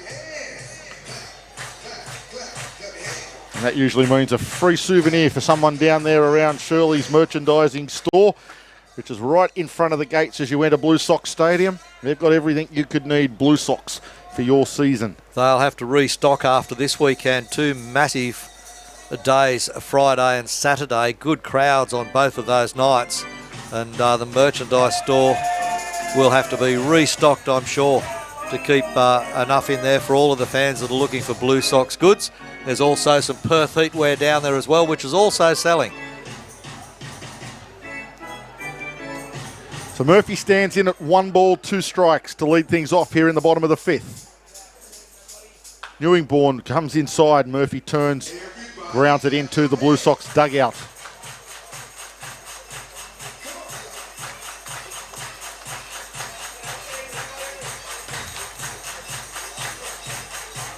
Murphy 1 for 2 with a double, and he reached on an error, on a throwing error, and scored in the 3rd inning. Takes another pitch low and inside, 2-2. Alvarez trying to square that up into the zone after that, but home plate umpire not falling for that one.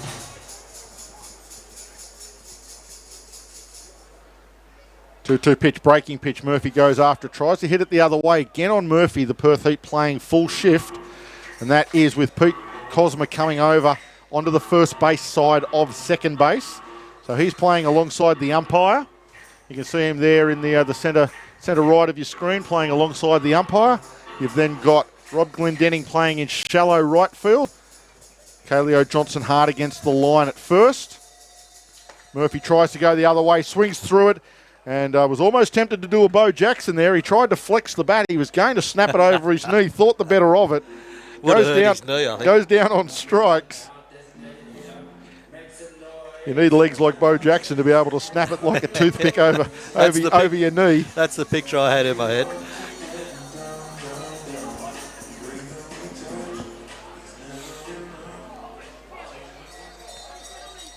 Right on cue, the breeze picks up. D'Antonio goes the other way, slaps it into left field. Holsizer comes on and takes a good catch out there in left field. Well read off the bat from Holsizer out there in left field, who's playing in a little bit. Short for the left-hander and slapping it to the left side. Just wasn't, needed to be a little bit softer, a little bit harder from Trent D'Antonio, but I think Holsizer was always going to be all over it. He got a really good read on it, and he got a really good start, a head start. Read it well.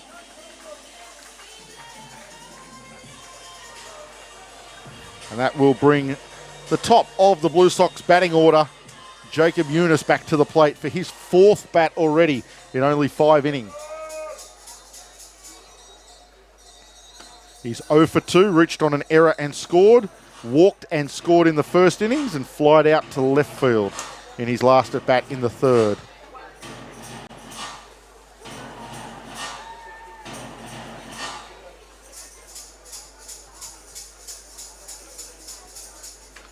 Little chop foul from Younis.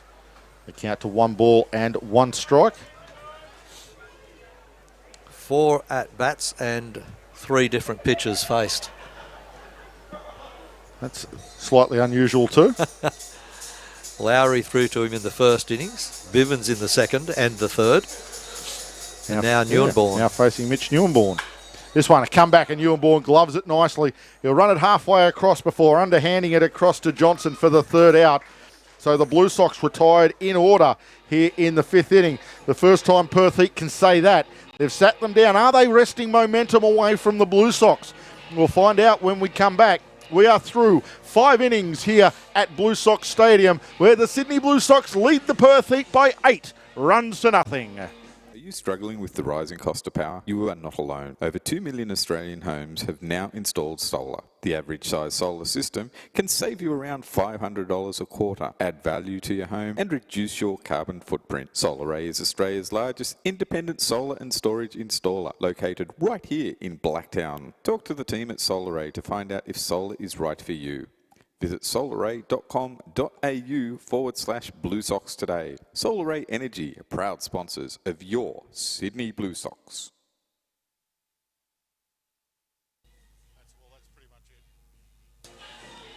And back here at Blue Sox Stadium, it's 8-0 the Blue Sox over the Perth Heat.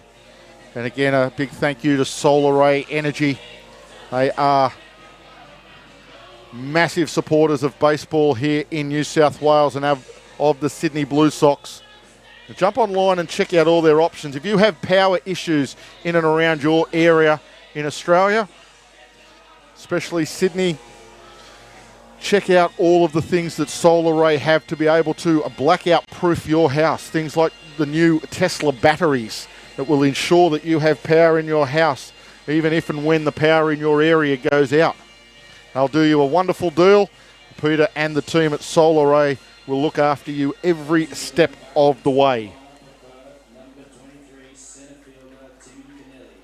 Top of the 6th inning coming at you here from Blacktown International Sports Park, Blue Sox TV. Big Cam Hickson here with you. Paul Harrow-Harradine alongside for the run to the 9th inning and the dash to the Claxton Shield here in the Australian Baseball League. Top of the order for the Perth Heat, Tim Kennelly in game 300. Looking for a hit to make the game just that little bit more memorable. He's 0 for 2 so far this afternoon against Josh Geyer, who is dealing well for the Blue Sox on the mound.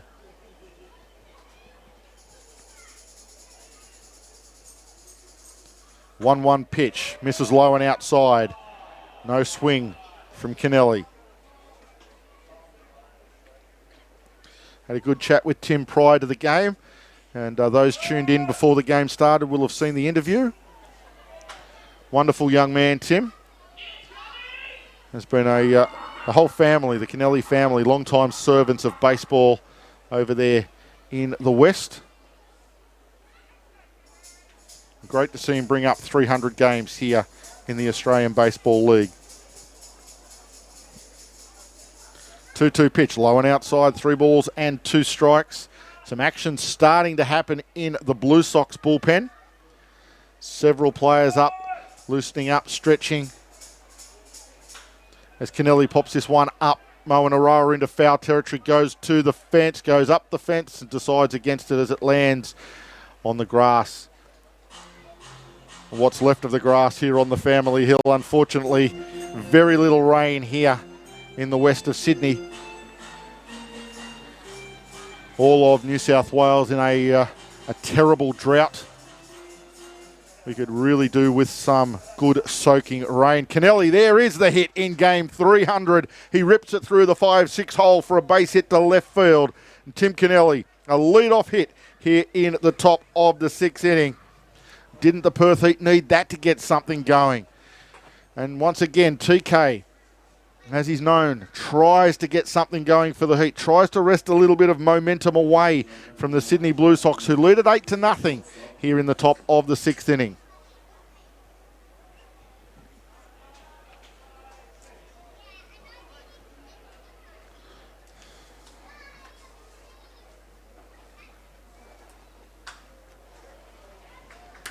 And that one just fouled off from Kennelly. Sorry, from Pete Cosma.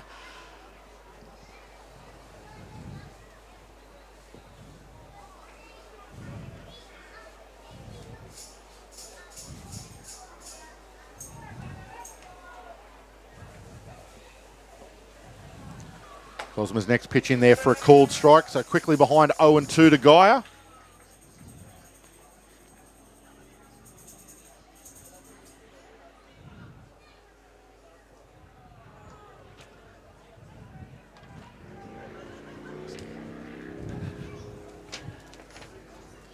Geyer settles for an 0-2 pitch. Long look over at first base. Curveball lifted into left field.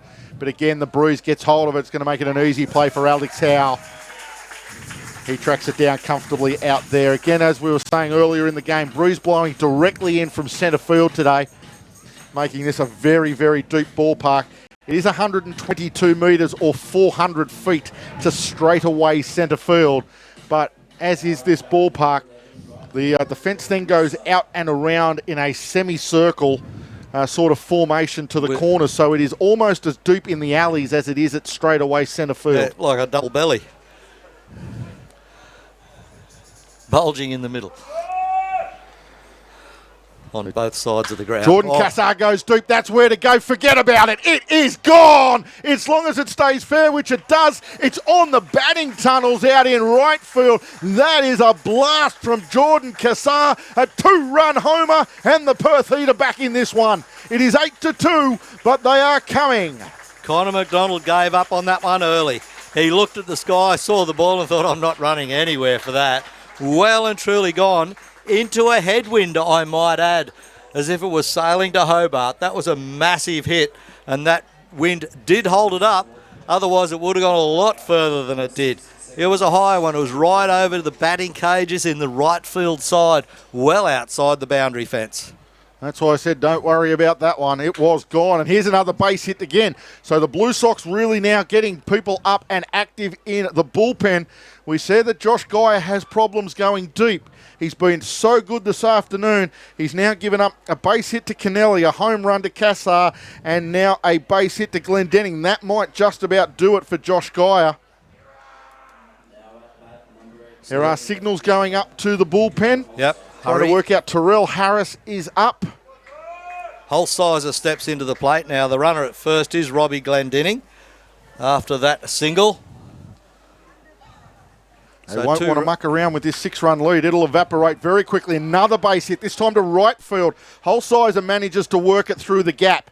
He gets himself aboard.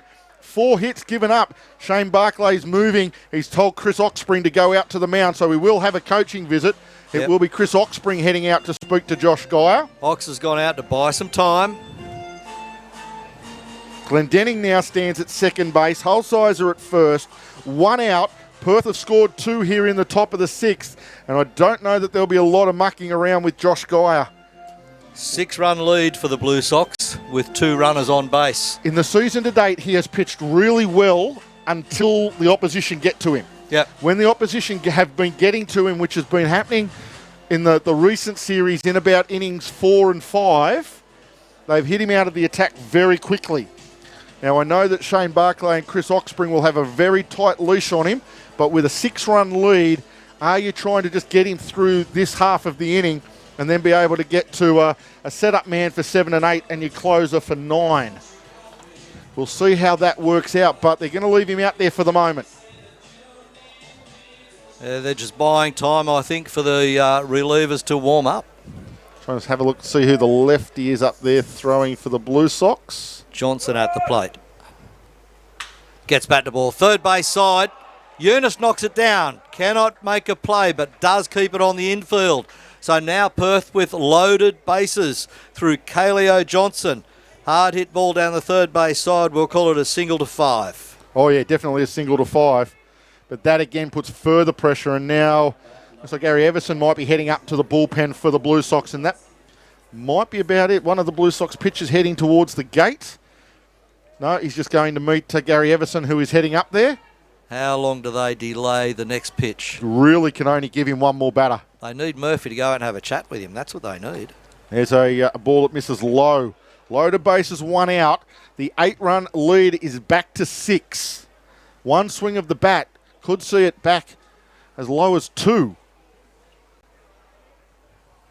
There's a nice pitch. They're going to ask, did he go? And they're going to say no, so no result there for the Blue Sox. Got to agree with that. Thought it might have been in there for its location. Not to be, however. Bojarski, the designated hitter. Does he do the job again here with loaded bases? Look out. This one popped out of play. That's a big strike for Geyer and the Blue Sox. The count to 2 balls, 1 strike, 1 away.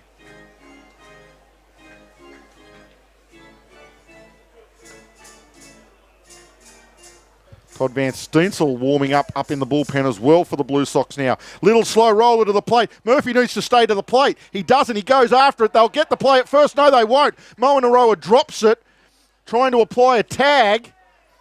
He's hurt his left arm, Moanaroa, trying to apply that tag. Bojarski ran through that as well on the correct side of the bag. Murphy's asking about the runner. He's asking the home plate runner. He's asking Barclay to come out and question it. Shane Barclay will now head out and question the first base umpire, Riley Barrington, about that play. As it stands, it will be, I imagine it'll be an infield hit to Bojarski to the catcher. It'll be a hit to 2. Guy charged in for the ball. Glendenning will score. Holsizer will head around to 3. Johnson to 2.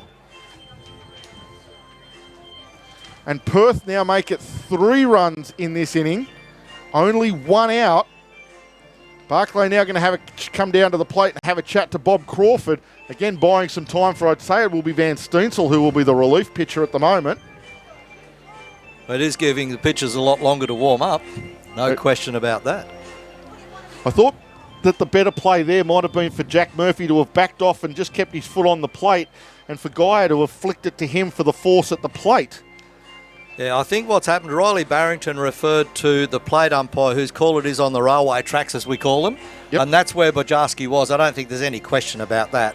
And as Boss stuck his arm out to put the tag on, the ball came out. By whatever means, the ball came out. So Bojarski safe at first with a single to wear, Cam, 2, wasn't it? Single to 2.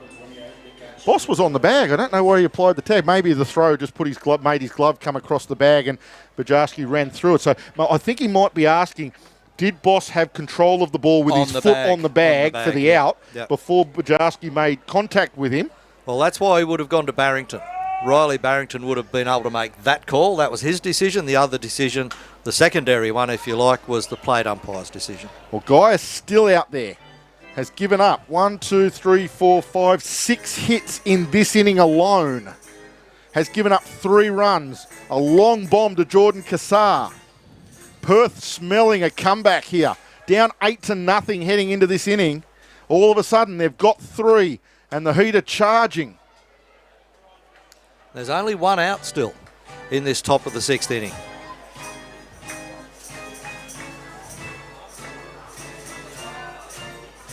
Van Steensel, the only one throwing in the pen now. Will probably be brought in for short relief.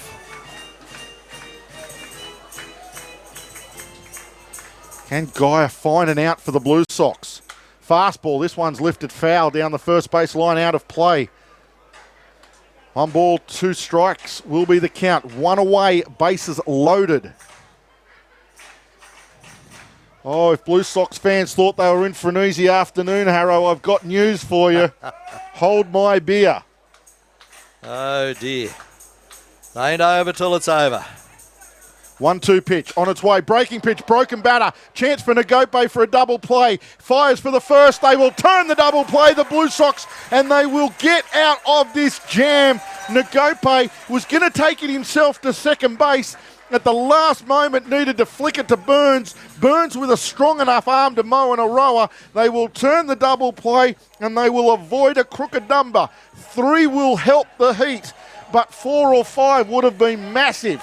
The Blue Sox turn it around with the twin killing to end the inning, and they dodge a major bullet. I don't think we'll see Josh Geyer come out for the 7th, but they get through the top of the 6th. So we're in the middle of the 6th inning. The Blue Sox give up 3, but they still lead it as we head to the bottom of the 6th by 8 runs to 3 over the Perth Heat.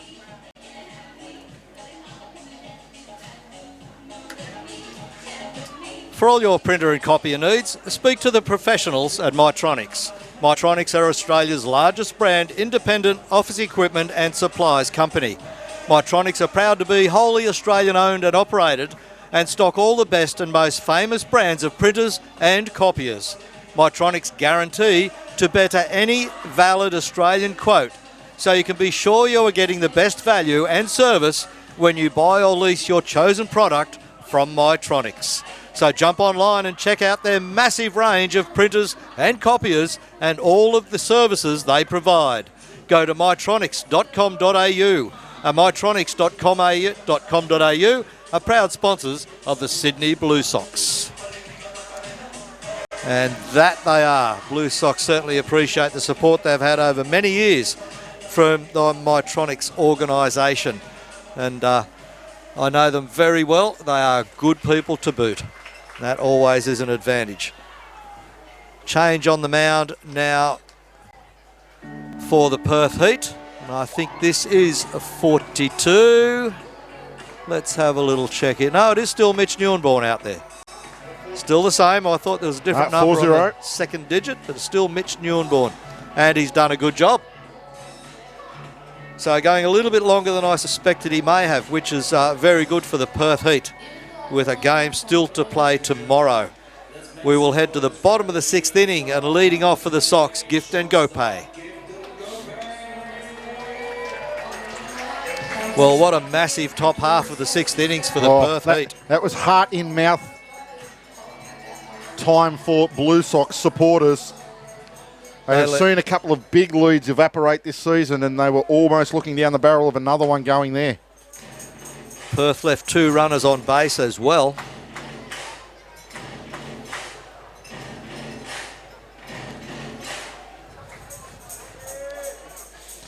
So Nagope, he's ready to go. He rips one towards the 5-6 hole. No play for Cosma. That'll get out to left field, and Nagope with a base hit.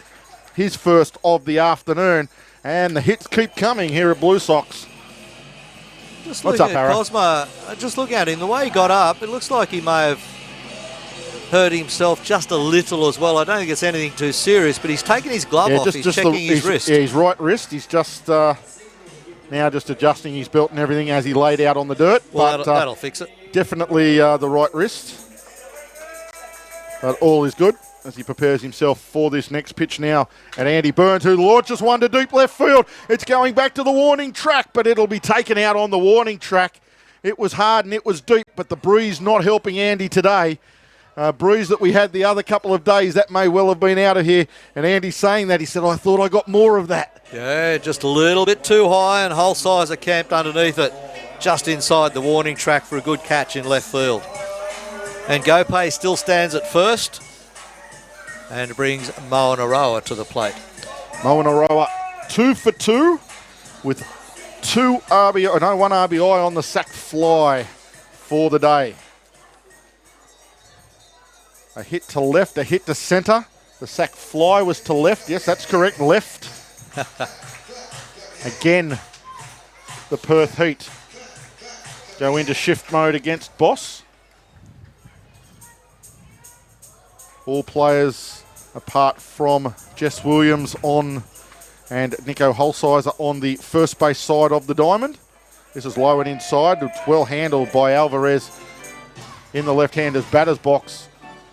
Boss just allowed it to pass just inside his kneecaps. Alvarez had to get across and block it. Yeah, and Moen Aroa's 2 at-bats. His first 2 at-bats went to left field side, so opposite field for the lefty, and the next one up through centre field. Moen Aroa rips it. He takes on that shift and he finds the gap out into right field. So add another base hit to Moen Aroa. He's having an afternoon out here, the big boss man. He's all around the park. He's been to 7, he's been to 8, he's been to 9 through all the holes. So a good job. He moves Angope around into scoring position at second base with only 1 out in the bottom of 6.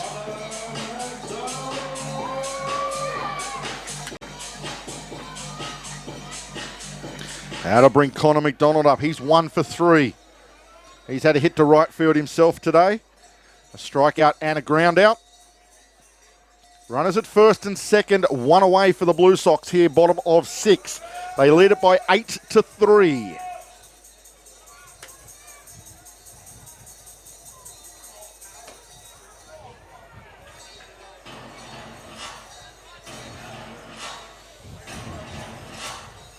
Good afternoon to Nathan Brammer, tuned in again. Unfortunately got stuck at work, so he's put it up on the computer screen at work, watching in. Always the way to do it. Whilst he continues to work, I might add. Working hard, hardly working. Either way, we're glad to have you aboard, Nathan. Progress score between Brisbane and Melbourne. Melbourne still leading Brisbane 4 runs to 1 through 7 innings.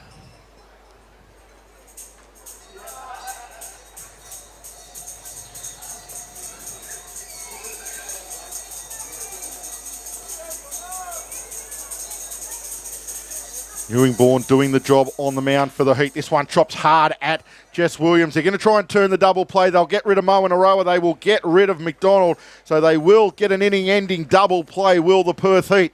The Blue Sox threaten with runners at first and second. Only 1 out. But again, that dreaded ground into double play. Twin killing comes back to haunt a team. This time the Sydney Blue Sox. They will lose Moen Aroa as out number 2. They will lose Connor McDonald as out number 3. And we are done through 6 completed innings here at Blue Sox Stadium, where the Sydney Blue Sox are hanging on to a very tenuous 5-run lead. It's a bit shaky, but they're there. It is 8-3. The Blue Sox lead the Heat. In 1928, Petrus Cornelis Nicholas Middendorp founded his business, Middendorp Electric Goods Supply Company, selling imported light globes, vacuum cleaners and other electrical products.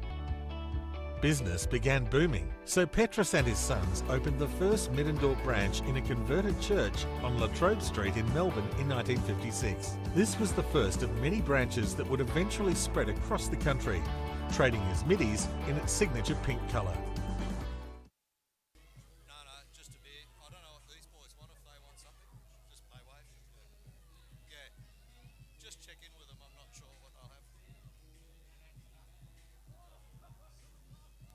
And welcome back to Blue Sox Stadium, where there is a change on the mound, and it is Todd Van Steensel for the Blue Sox.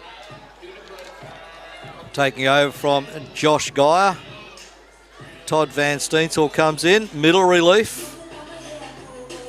And we certainly know what Todd Van Steensel can do. And he's expected to keep the bats of the Perth Heat quiet. We're in the top of the 7th innings, and this 7th inning is vital after Perth getting a little bit of a sniff there in the top of the 6th and scoring 3 runs. They're only runs of the game, but they've narrowed that gap to a mere 5 runs over the Blue Sox, and it has forced this change. Guy doing great work through 5 innings for no runs, and then giving up 3 there in the 6th, but that's baseball, and it's always a change of pitcher that brings about change in the game. Perth Heat will come to the top of the 7th through their 9th batter in the lineup, Jess Williams, and 3rd baseman. So Williams steps in now. Left-hander, as you can see on our screen.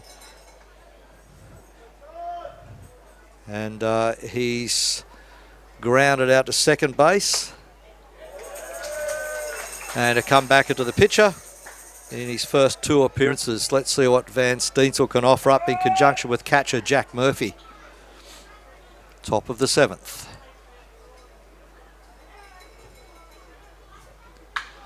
And lifts one into centre right field. It will fall fair. Nobody can get to that. Michael Campbell makes a gallant attempt, but still about 10 yards short, 10 metres short, as it bounces up into his glove and he gets it back to the infield. But well hit ball there from Jess Williams to start things off for the Perth Heat here in top 7. A single to centre field. So 1 runner on, and Tim Kennelly, the danger man for the Heat, in the lead-off role, steps in now. Kennelly, as we mentioned, playing his 300th ABL game today, right here, right now. Van Steensel puts one on the outside edge. It will go into the glove of Connor McDonald. Great catch there from McDonald. A very efficient hit from Tim Kennelly, but straight into the glove of Connor McDonald. So there's the first out on Tim Kennelly. A fly ball to right field, position 9, and Jess Williams returns back to first base and remains there with 1 out here. That brings to the plate Pete Cosma, the shortstop for the Heat. And just to answer a question for Eric on the YouTube chat, full 9 innings games, the only ones that are 7, Eric, are the first of a double header or any Auckland home game. Otherwise, it's 9 all around. That one lifted as well. Everybody getting back to ball, but it's high centre field for Michael Campbell out there. And that's the second out on a fly ball to centre field. That's on Pete Cosma. So it doesn't matter how a pitcher gets the outs. He's putting the ball into play, sharing the outs with the field. So a fly ball to right field on Tim Kennelly, a fly ball to centre field on Pete Cosma for the second out. Jess Williams still stranded at first base. Will bring to the plate Jordan Cassar, the man who hit the massive home run over right field, and the wind blowing straight in from there now. Well, the wind has been coming in, as we said, all day from centre field, and you needed to go to the corners. He didn't really go to the corner. He went to sort of centre right. It's a long hit out there with this bruise, but it was a no-doubter. I was a little bit worried off the bat it was going to get into the teeth of the bruise and drop, but halfway to the fence, you knew it was gone. Absolute power. Cassar now facing Van Steensel. Comes inside with a fastball. Nicely located pitch there from Van Steensel. 8-3 the scoreline here as we go through the top of the 7th with 2 out and a runner on first.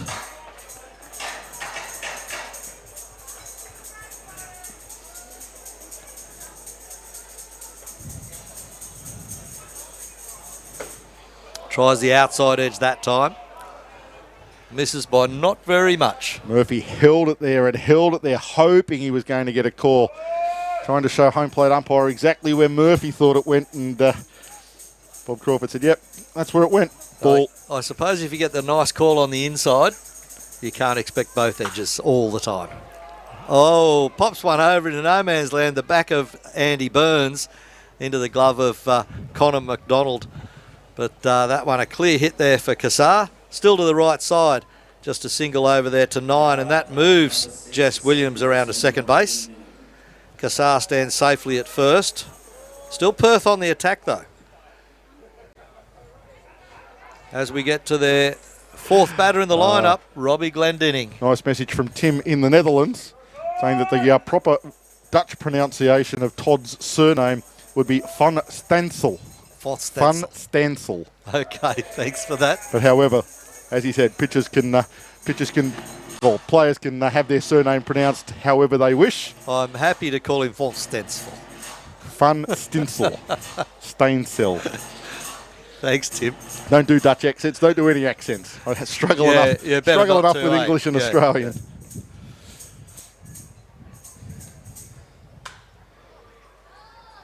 Fouled out of play over the first base side from Robbie Glendinning. 2 for 3, Robbie Glendinning, and having himself a bit of an outing here in Sydney. He was 2 for 2 and 3 walks last night, and was 1 from 4, but reached on an error and a fielder's choice in game 1. So has found himself on base quite a lot this series, Robbie Glendinning. Today he's gone right side and left side.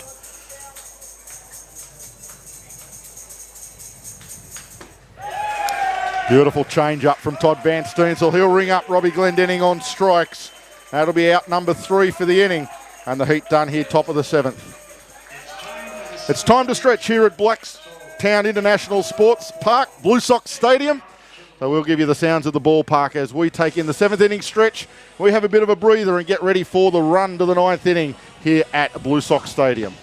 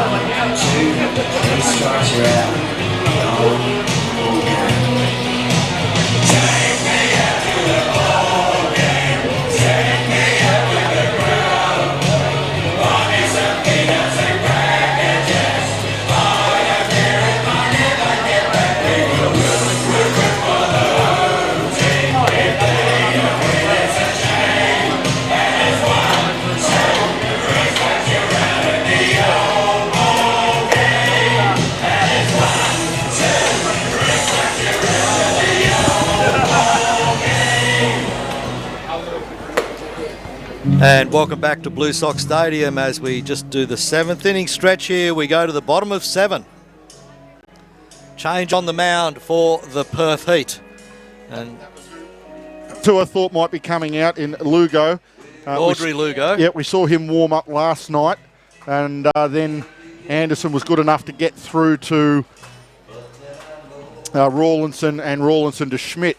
Lugo did warm up but wasn't used. Has come into the game here now in the bottom of the 7th.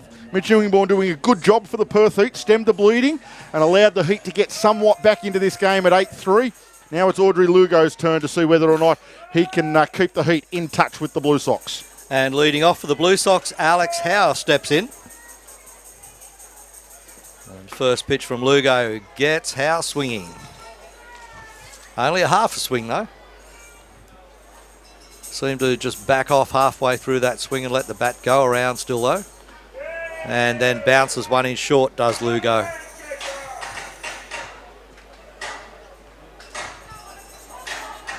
One ball, one strike.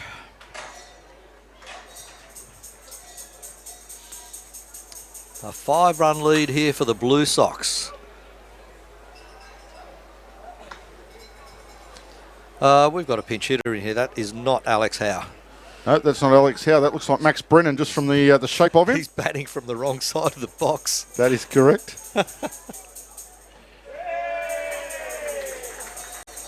Max Brennan wearing the number 9, of course. Comes into the game here, bottom 7.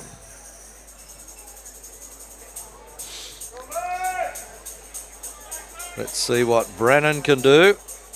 Gets his opportunity. It'll probably be a straight swap as he drives one high to left side and got that covered in the left side, Holsizer. And Brennan sprints around to second base just for a warm-up run. Out on a fly ball to the left side, Max Brennan. Fly 7, the first out here on the leadoff for the Blue Sox in the bottom of the 7th, and that will bring to the plate Michael Campbell. Audrey Lugo from San Cristobal in the Dominican Republic. Excellent. Currently playing in the Gulf Coast League. Playing a little bit of rookie ball down there last season in the 2019 season. So just a little bit of feedback on the SMS.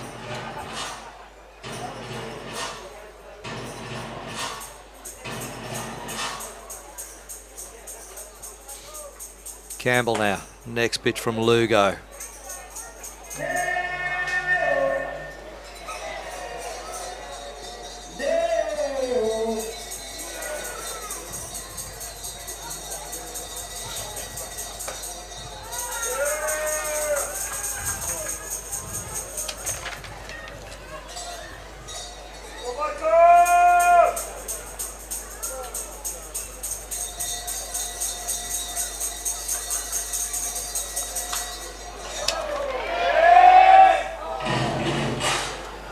Another foul off there from Campbell.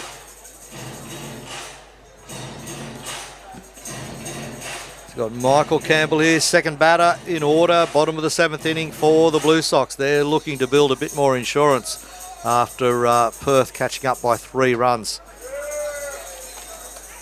in the top of the 6th inning. Shut down in the top of the 7th by Todd Van Steensel. No runs added to their score. An 8-3 scoreline here at Blue Sox Stadium.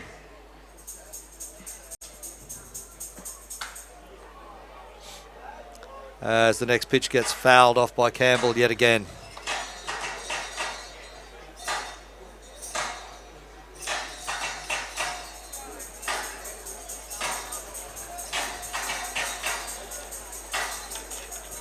We'll update scores from around the grounds when we see changes coming through.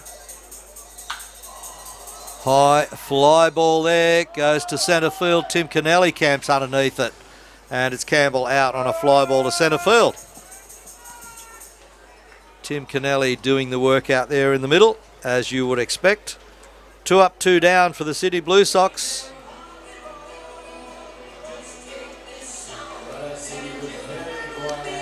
And striding to the plate, catcher Jack Murphy.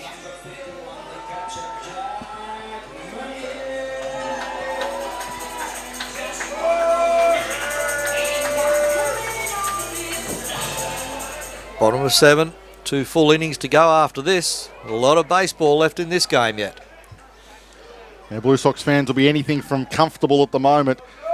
I said they have seen their bullpen struggle from time to time. I'm sure Chris Oxspring, the pitching coach, and Shane Barclay will be all over it.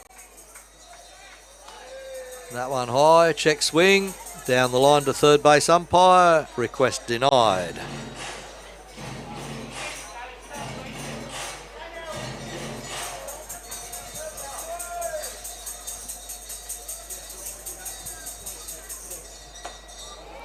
Chris Oxspring himself up in the bullpen, loosening up. Interesting. He did enjoy his outing on Friday night. You never lose that competitive spirit, do you? You never lose the will to want to do it. He's still young compared to me. Everything's relative. Correct. Einstein himself said time is relative. There's a lot of commonalities. Gordon Geyer is in Queensland. Chris Oxspring is from Queensland. I'm presently from Queensland. None of us are alike. There's an out. Put out at first base for Jack Murphy as Kaleo Johnson fields that ball, steps on the first base bag. 3 up, 3 down the Sydney Blue Sox through the bottom of the 7th inning. And after 7 completed here at Blue Sox Stadium, it is the Sydney Blue Sox 8 runs, leading the Perth Heat 3. Are you struggling with the rising cost of power? You are not alone. Over 2 million Australian homes have now installed solar. The average size solar system can save you around $500 a quarter, add value to your home and reduce your carbon footprint. SolarAy is Australia's largest independent solar and storage installer, located right here in Blacktown. Talk to the team at SolarAy to find out if solar is right for you. Visit solaray.com.au/Blue Sox today. SolarAy Energy, proud sponsors of your Sydney Blue Sox. And welcome back to Blue Sox Stadium, located at Blacktown International Sports Park in the west of Sydney, where you're listening to Sports Broadcasting Australia's Big Cam, and I'm Harrow, bringing you this Game 3 contest between the Perth Heat and the Sydney Blue Sox. Perth, of course, leading this 4-game series 2-0 at the moment. The Sox looking in a strong position to get Game 3, and then we all come back tomorrow for Game 4, which commences at 12 noon Eastern Australia Daylight Savings Time. So it will be in the heat of the day, and it promises to be a very hot day in the west of Sydney. A breakfast game for you people over there in the Golden West. You can get up in the morning, have your shower, cook your breakfast, sit down in front of the telly and watch the Blue Sox take on the Heat. Probably a nice cup of coffee or tea, make a pot of tea, and have your brekkie and your morning tea all together there. One at the start of the game. It is Monday morning. Hopefully they've got the week off work, the time between Chrissy and New Year off work. And that way you can enjoy a nice late breakfast and a little bit of morning baseball over there in Perth. School's out, a lot of public holidays, and a lot of people take some annual leave days between Christmas and New Year. And it's a great time in Australia. The Australian summer, holiday time. Perth will lead off through Nico Holsizer. And it is Chris Oxspring confirmed.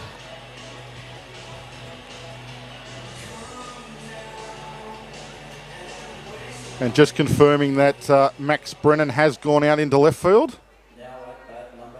Apparently he was out there in the previous inning, Cam. Well, there you go. He's pretty fast. So fast we didn't see him get out there. No other change, apart from Oxspring on the mound, of course. And he brings a swing and a miss from Holsizer. Comes in the top of the 8th inning to keep the Perth bats quiet.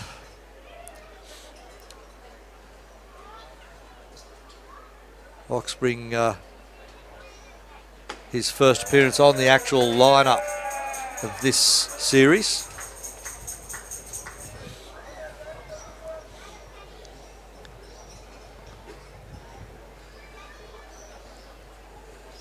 Two strikes on Holsizer as he drifts behind 0-2 in the count. Not this time. He lifts it high, fly ball. Coming in for it, Max Brennan on the left side. Brennan makes no mistake with those ones. High fly ball, Holsizer out on a fly to position 7. 1 up, 1 down the Perth Heat. Top of the 8th inning. And that brings to the plate their first baseman, Kaleo Johnson. We can tick Kentucky off the 50 states bingo chart, Harrow. You beauty. We say hello to Joshua from Kentucky. We've got a few of them ticked off. It's been a good afternoon for 50 state bingo. Hope you got them all listed. Who's missing? Ground ball down to Eunice at third base. Gets it across the diamond. Nice as you like. A 5-3 ground ball to third baseman Jacob Eunice. That brings up the second out on Kaleo Johnson and the Perth Heat. 2 up, 2 down. And heading for the plate now to do his turn at work. the designated hitter for the Perth Heat, Ulrich Bojarski. Wonder if Oxspring will keep himself on if he gets a very quick 1-2-3 inning, or whether they will go to who has been their designated closer, which is Harris, for most of the season. Yeah, I tend to think Ox will just get his 3 outs, be happy with the work that he does, let the other guys back him up and do the rest of the work. Shortstop now, and Gope, ground ball from Bojarski, gets it across to Moanaroa at first base. A nice casual out there from Moanaroa. A 6-3 ground ball to the shortstop, and that is the 3rd out. Perth go 3 up, 3 down in the top of the 8th innings. No damage to the scoreboard halfway through 8.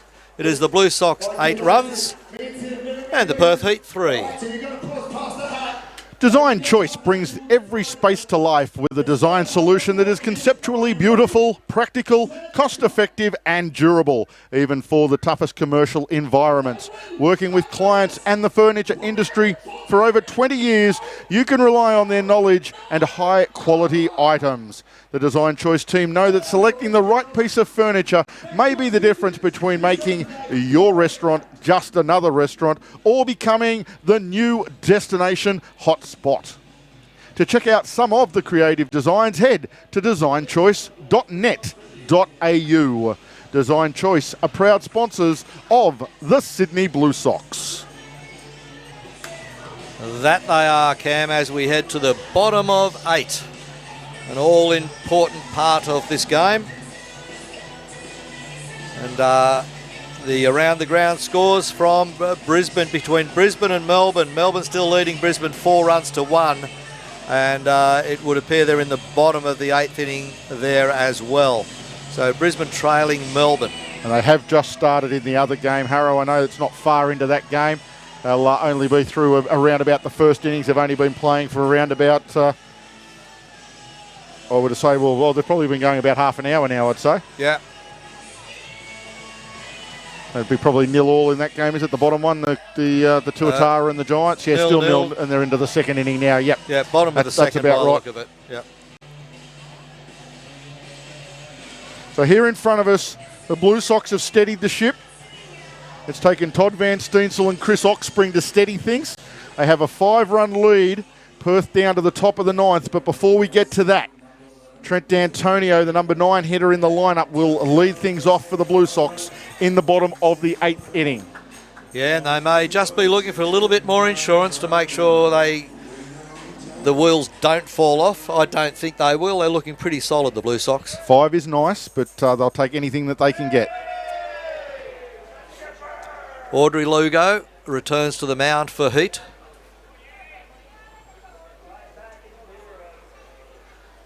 Bottom of 8.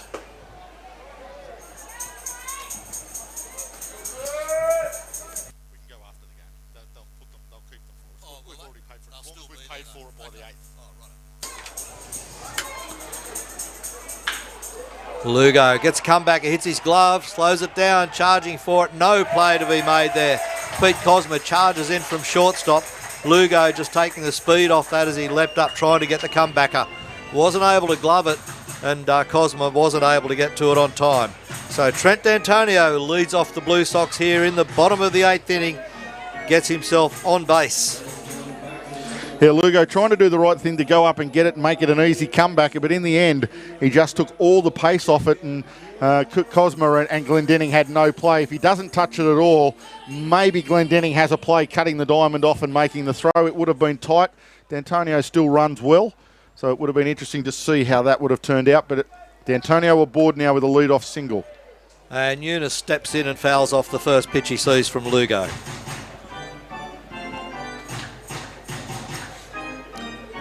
So Lugo came in the bottom of the 7th inning.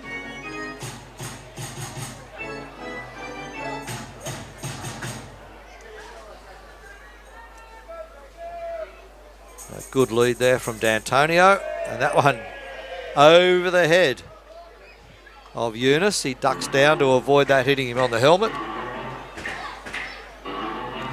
See all of the action there. The pitcher shot from centre field straight into the batter's box.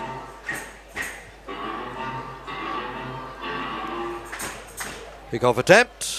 D'Antonio down and dirty.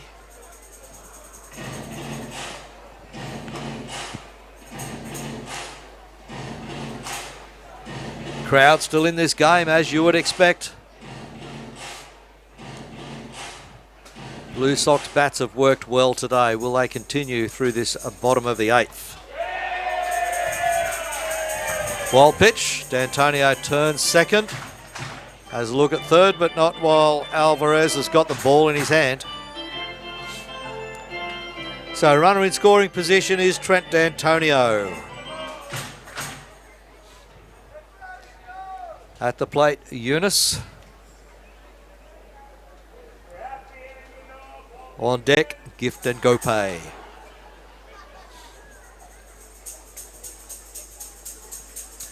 Crowd silent, everybody concentrating on the next pitch. Eunice takes a massive hack. He wants all of it.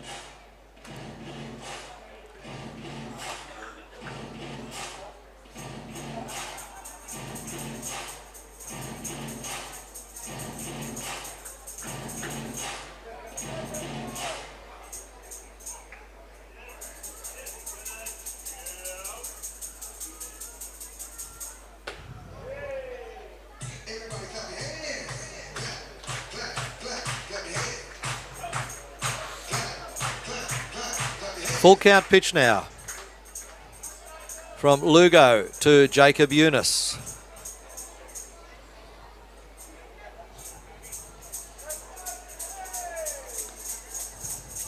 D'Antonio in waiting at second. Swing and a miss as he strikes out Jacob Eunice. So a big K2 on the Blue Sox and Eunice. One out. Runner still at second. And that will bring to the plate the shortstop for the Blue Sox, Gift and Gopay. Gopay 1 for 3 this afternoon. A couple of ground outs, a single and a walk. His afternoon's work. Walked in a run in the second inning. Vision is a bit strange. It is a very cloudy, overcast day, and it seems to be getting a little darker. Only fractionally on how the game started 2.5 hours ago. Just gone 6:35 p.m. here, Eastern Australian Daylight Savings Time.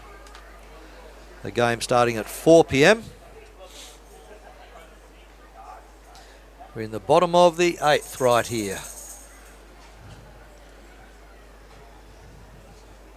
And Gopay awaiting for the next pitch from Audrey Lugo from the Heat. Runner goes. D'Antonio stands at third base. Gift and Gopay stepped out of the batter's box as that steal was taking place and the pitch came through. He was never going to be interested in hitting that. He knew what the signal was. He knew what was going on. Infielder in with only one out here, anticipating a possible bunt play. Just wanting to cut this run off at the plate, Harrow. They don't want to go any further behind than 5. If D'Antonio breaks, they will come to the plate and try and nail him. If Ngopay gets one through, they're in heaps of trouble. They're in heaps of trouble anyway. They're down to 3 outs to try and find 5 runs. They're in a lot of trouble. Thank you, Cam. Ladies and gentlemen, don't forget the bar is closing in the field. Okay, Lugo, a runner at third base now. The Heat under threat. A little bit of insurance for Sydney if they can get one across the plate. Better still if Ngopay walks, it puts pressure on Heat with runners on the corners.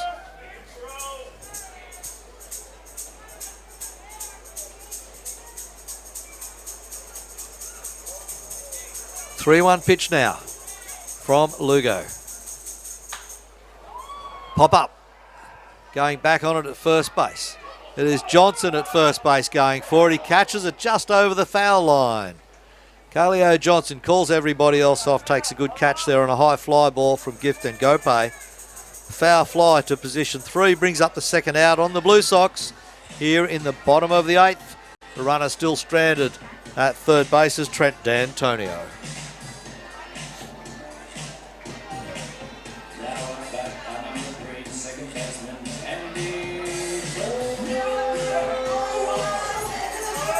It's not over yet. There's a long way to go as Andy Burns steps in for the Sox. third batter in the lineup. He's had 2 singles, a walk, and a fly ball out to 7.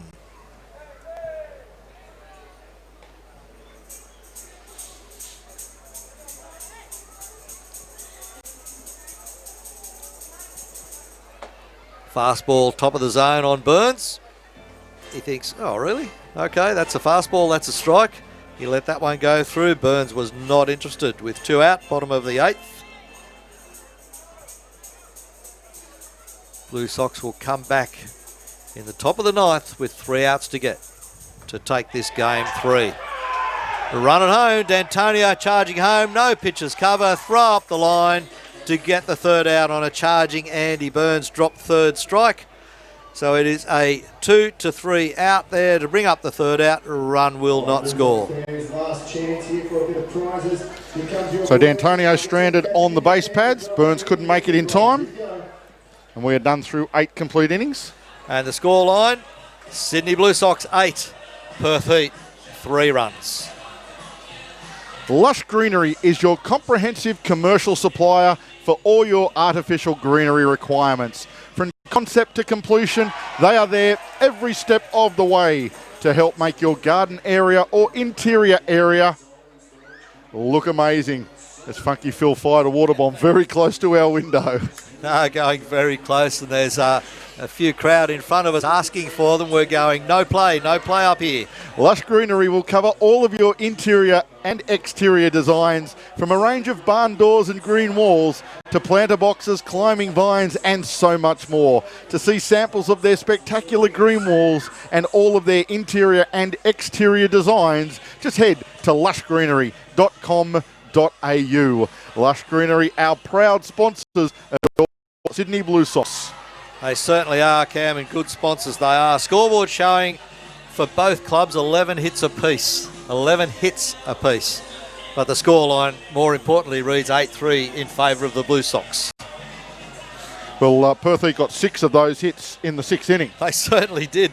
Massive inning. When Josh Guy seemed to be getting a little bit tired, it was a quality outing from Josh, especially in the early stages, really giving nothing for the Perth Heat to get any momentum on. 6 hits in the 6th innings, 4 hits in the 7th innings. That's 10. There you go. Yep, through 2 innings. As I said, they've been charging the Perth Heat late, but a quality outing from Guy, especially at the front end of the beginning of that outing, really set the Blue Sox up for today's victory as Chris Oxspring returns to the mound to try and get things done for the Blue Sox. Top of the 9th, Alvarez, Williams, Kennelly, the due-ups for the Perth Heat. Well done, Cam. Predicting that one with Ox coming in to finish the game off. Keeps a few pitches in the pen for tomorrow. A couple of arms free in case they need them tomorrow. He's got a nice cushion in 5 runs.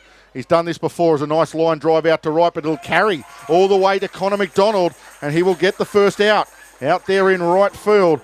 Alvarez hit it well, but he drove it straight at Connor McDonald for the first out here in the top of the 9th. And the Perth Heat strolling boldly into the last chance saloon. And certainly the Sydney Blue Sox need a win here after falling behind in the series 2-0. Well, they've been on a 7-game losing streak. It is time to snap that streak. The players, that was all they were talking about downstairs before the game, is how they were going to snap that streak today. Yep. How today was going to be the day. Oxspring, the big breaking pitch. It's a lovely pitch. Has served him so well over the years. You pick it early, but you still just can't hit it. It's a wonderful pitch Oxspring has. Goes back to the fastball, just misses outside with the 0-2 pitch. Jess Williams trying to get some sort of rally going for the Heat here. The breaking pitch again from Oxspring gets him swinging away. And Williams gone on strikes for the second out here in the top of the 9th. And the Perth Heat down to their last chance here. You can taste in victory. Game 3. A little taste of victory in here. Not until it's all over, Harrow. It ain't over till it's over. 1 out away.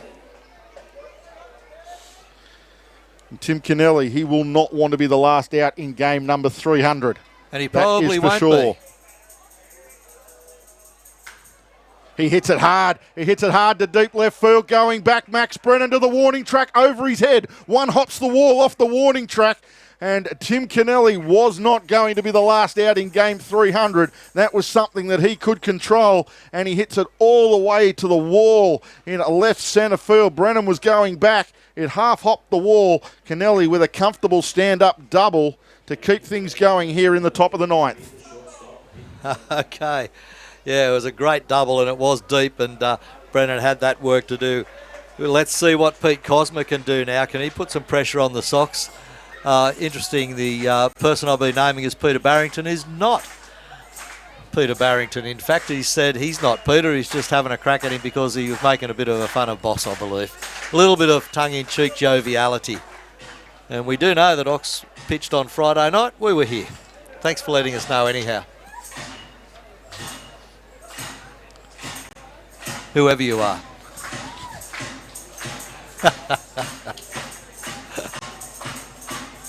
Oxspring now, a 1-0 pitch to Cosma. Catches the outside edge for 1 ball and 1 strike.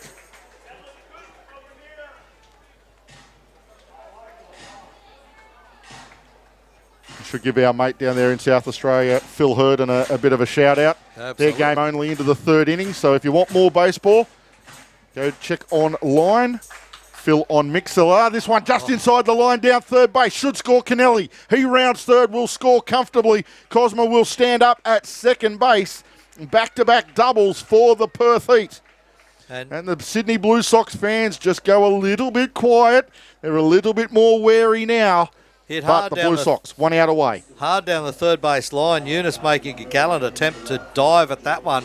Just missed the tip of his glove and rolled deep down there for Max Brennan to retrieve. So they narrow the gap a little bit more. The Perth Heat is now 8-4, but there are 2 out in the top of the 9th inning. Manager Barclay wants to come out and have a word with pitching coach Oxspring the mound. Oh no, isn't it up at the pitching coach? Well, again, no, it's not. It's Jordan Cassar in the mound, and I think we've had a mound meeting just before just about every other with at bat of Cassar. Certainly Cassar last night. Hit a home run today over the right field fence with a runner on base. Danger time. Riley Barrington has gone down to the bullpen just in case there's a call to the bullpen. And there's an armful of pitchers waiting to come through the gate. Which one will it be? Or will Ox finish them off with 2 out here? I'm sure Oxspring saying, I can get the job done, Skipper, I can finish this one. He's the only one that knows. Trust me. Trust me, Bucket. And they will. Shane Barclay retiring to the dugout. Ox getting some advice from Jacob Eunice at third base as well. Goes for a little bit of a walk out towards second base. Been a nice series this series. We had Jacob Eunice bringing up game 300 in the first game. Tim Kennelly bringing up 300 and Tim Kennelly just giving him some advice out at second base there. Having a chat with Ox. That's Pete Cosma. Pete Cosma, sorry, yes. Yeah, so Ox had a word with Pete Cosma and Gift and GoPay, probably saying you better be ready for this because you're not going anywhere. Look at Gift. Look at Gift. He's right in the hanging onto pocket. his belt. Right in the pocket of Pete Cosma's Cosma. Not going anywhere. Cassar takes the first pitch for a called strike. In amongst all of this, we've still got a bunch of young guys having a lot of fun. So let's see what Oxspring can do with Cassar. There are 2 out. Cosma at second base. It is 8-4. The Blue Sox over the Heat. This one on the outside edge makes it 0-2. And that's a big pitch for Oxspring because now Cassar has to work out, is he going to go to that big breaking pitch, which is such an out pitch for Chris Oxspring, or does he stay trying to paint that outside corner? 0-2 pitch, 2 away. This is lifted foul territory. It'll get out of play as Eunice tracks it back towards the fence. Challenged him with a fastball on the inside. Jammed him up a little. Is that the setup pitch? We shall see.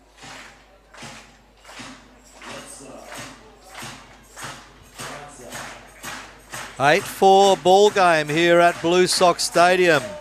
2 out, top of 9. The Perth Heat down to their last out, but they have been for the last 3 batters. Doubles to Kennelly and Cosma, keeping things alive here, top of the 9th. This one lifted into the left centre field alley. Brennan should have a play. He goes back to the warning track. He settles. He makes the catch, and the Sydney Blue Sox will snap a 7-game losing streak taking out this game by 8 runs to 4 over the Perth Heat. Absolutely have to be happy with that. Max Brennan charging back to the fence with that one. Michael Campbell backing him up from centre field. One of the two was surely going to make that catch, and Brennan did. He called Campbell off, said, I've got it covered, and the breeze was blowing the right way for him as well, and he was out on the warning track, middle of the warning track. That was a big hit off the bat of Kassar, but not big enough to get over the back of Max Brennan, who took that all-important third out in the top of the 9th inning, and the Blue Sox, as Cam said, snap that losing streak. They come back with a strong win with the bats today. 8 runs to 4 over the Perth Heat. And they're now hoping that the other results fall their way in this series. This weekend, of course, Perth and Sydney still have one game up their sleeve to be played tomorrow. All of the other clubs will finish their 4-game series today. So after today, the Blue Sox will have a good read on what they need to do. But it's simple. Tomorrow, they need to defeat the Perth Heat once again. The kids pour out onto the field. Blue Sox players are there as well. They get to meet the kids. The kids get to shake hands and high-five players and managers. And they'll all gather down there later on to get souvenirs autographed. And any of those foul balls they've managed to collect, they'll get autographs. They'll have a lot of fun this afternoon. But the Sydney Blue Sox come away with a win over the Perth Heat, 8 runs to 4.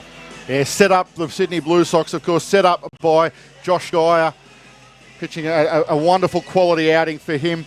He got a little bit shaky there in the 6th inning, giving up 6 hits, but he got the job done, leading them off with that quality start. Van Steensel and Oxspring in relief to bring it home for the Sydney Blue Sox. And some early batting from the Sydney Blue Sox. Andy Burns, Bosmo and Aroa both very, very good with the bats this afternoon. Jack Murphy, clutch double when he needed to get something going. And just some good hitting all around. The Blue Sox finally stringing some hits together to be able to get those 8 runs on the board. And that'll be a massive relief to the Blue Sox to snap that losing streak, get back in the win column and get heading back in the right direction in this Northeast Division.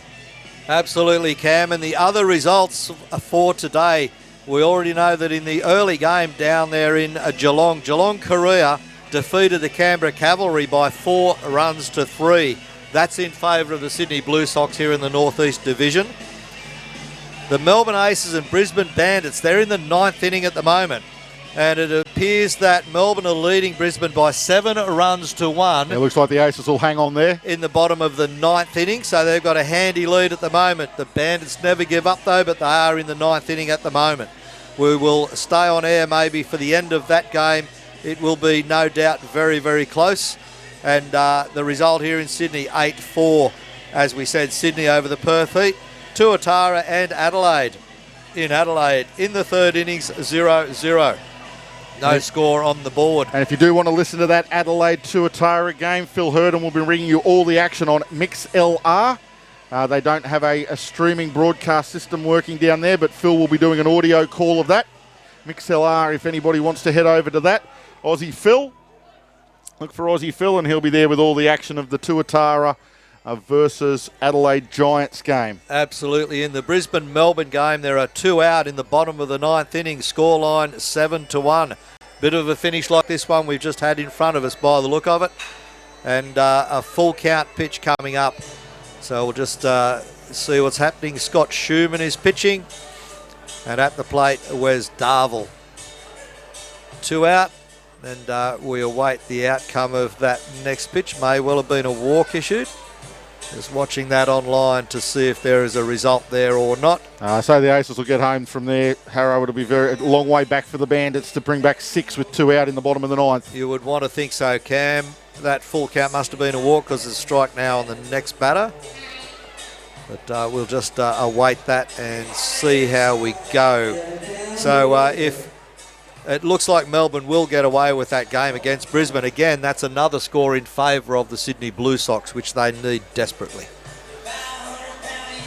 Then Auckland, of course, are on top of the table in the Northeast Division. They're having a battle with the Adelaide Giants, 0-0 in the 3rd inning. So keep your eye on the ABL website for the scores tab. If you look on the scores tab and then have a look at the results tab, later on. The standings is the one to look for after today's games are completed. And then keep in mind Blue Sox Perth Heat playing again tomorrow. In the meantime, our next broadcast is tomorrow at 12 noon. Tune in at 11:45 and we will bring you the play-by-play description of the complete game. Without question, it's Big Cam and Harrow. I was mixing Harrow and Ham together.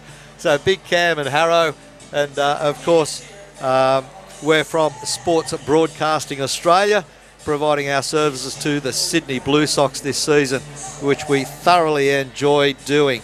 And to Oscar and Owen, our very important tech guys over there, Oscar and Owen Talauta, they're doing a sensational job with our graphics, our video coverage, all of the audio, all the electronic stuff, all over to them. Done a fantastic job through this series with one game to go.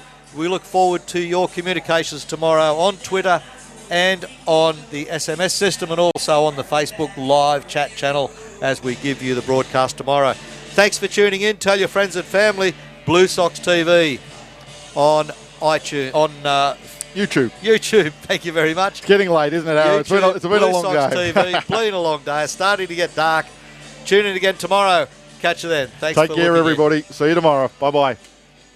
Are you struggling with the rising cost of power? You are not alone. Over 2 million Australian homes have now installed solar. The average size solar system can save you around $500 a quarter, add value to your home and reduce your carbon footprint. SolarAy is Australia's largest independent solar and storage installer, located right here in Blacktown. Talk to the team at SolarAy to find out if solar is right for you.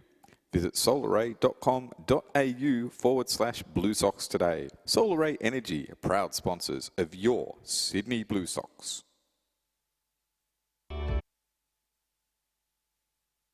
Nicholas Middendorp founded his business, Middendorp Electric Goods Supply Company, selling imported light globes, vacuum cleaners and other electrical products. Business began booming, so Petrus and his sons opened the first Middendorp branch in a converted church on La Trobe Street in Melbourne in 1956. This was the first of many branches that would eventually spread across the country, trading as Middies in its signature pink colour.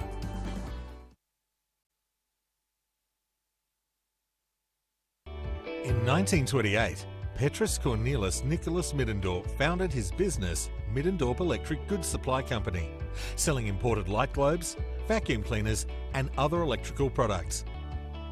Business began booming, so Petrus and his sons opened the first Middendorp branch in a converted church on La Trobe Street in Melbourne in 1956. This was the first of many branches that would eventually spread across the country, trading as Middies in its signature pink colour.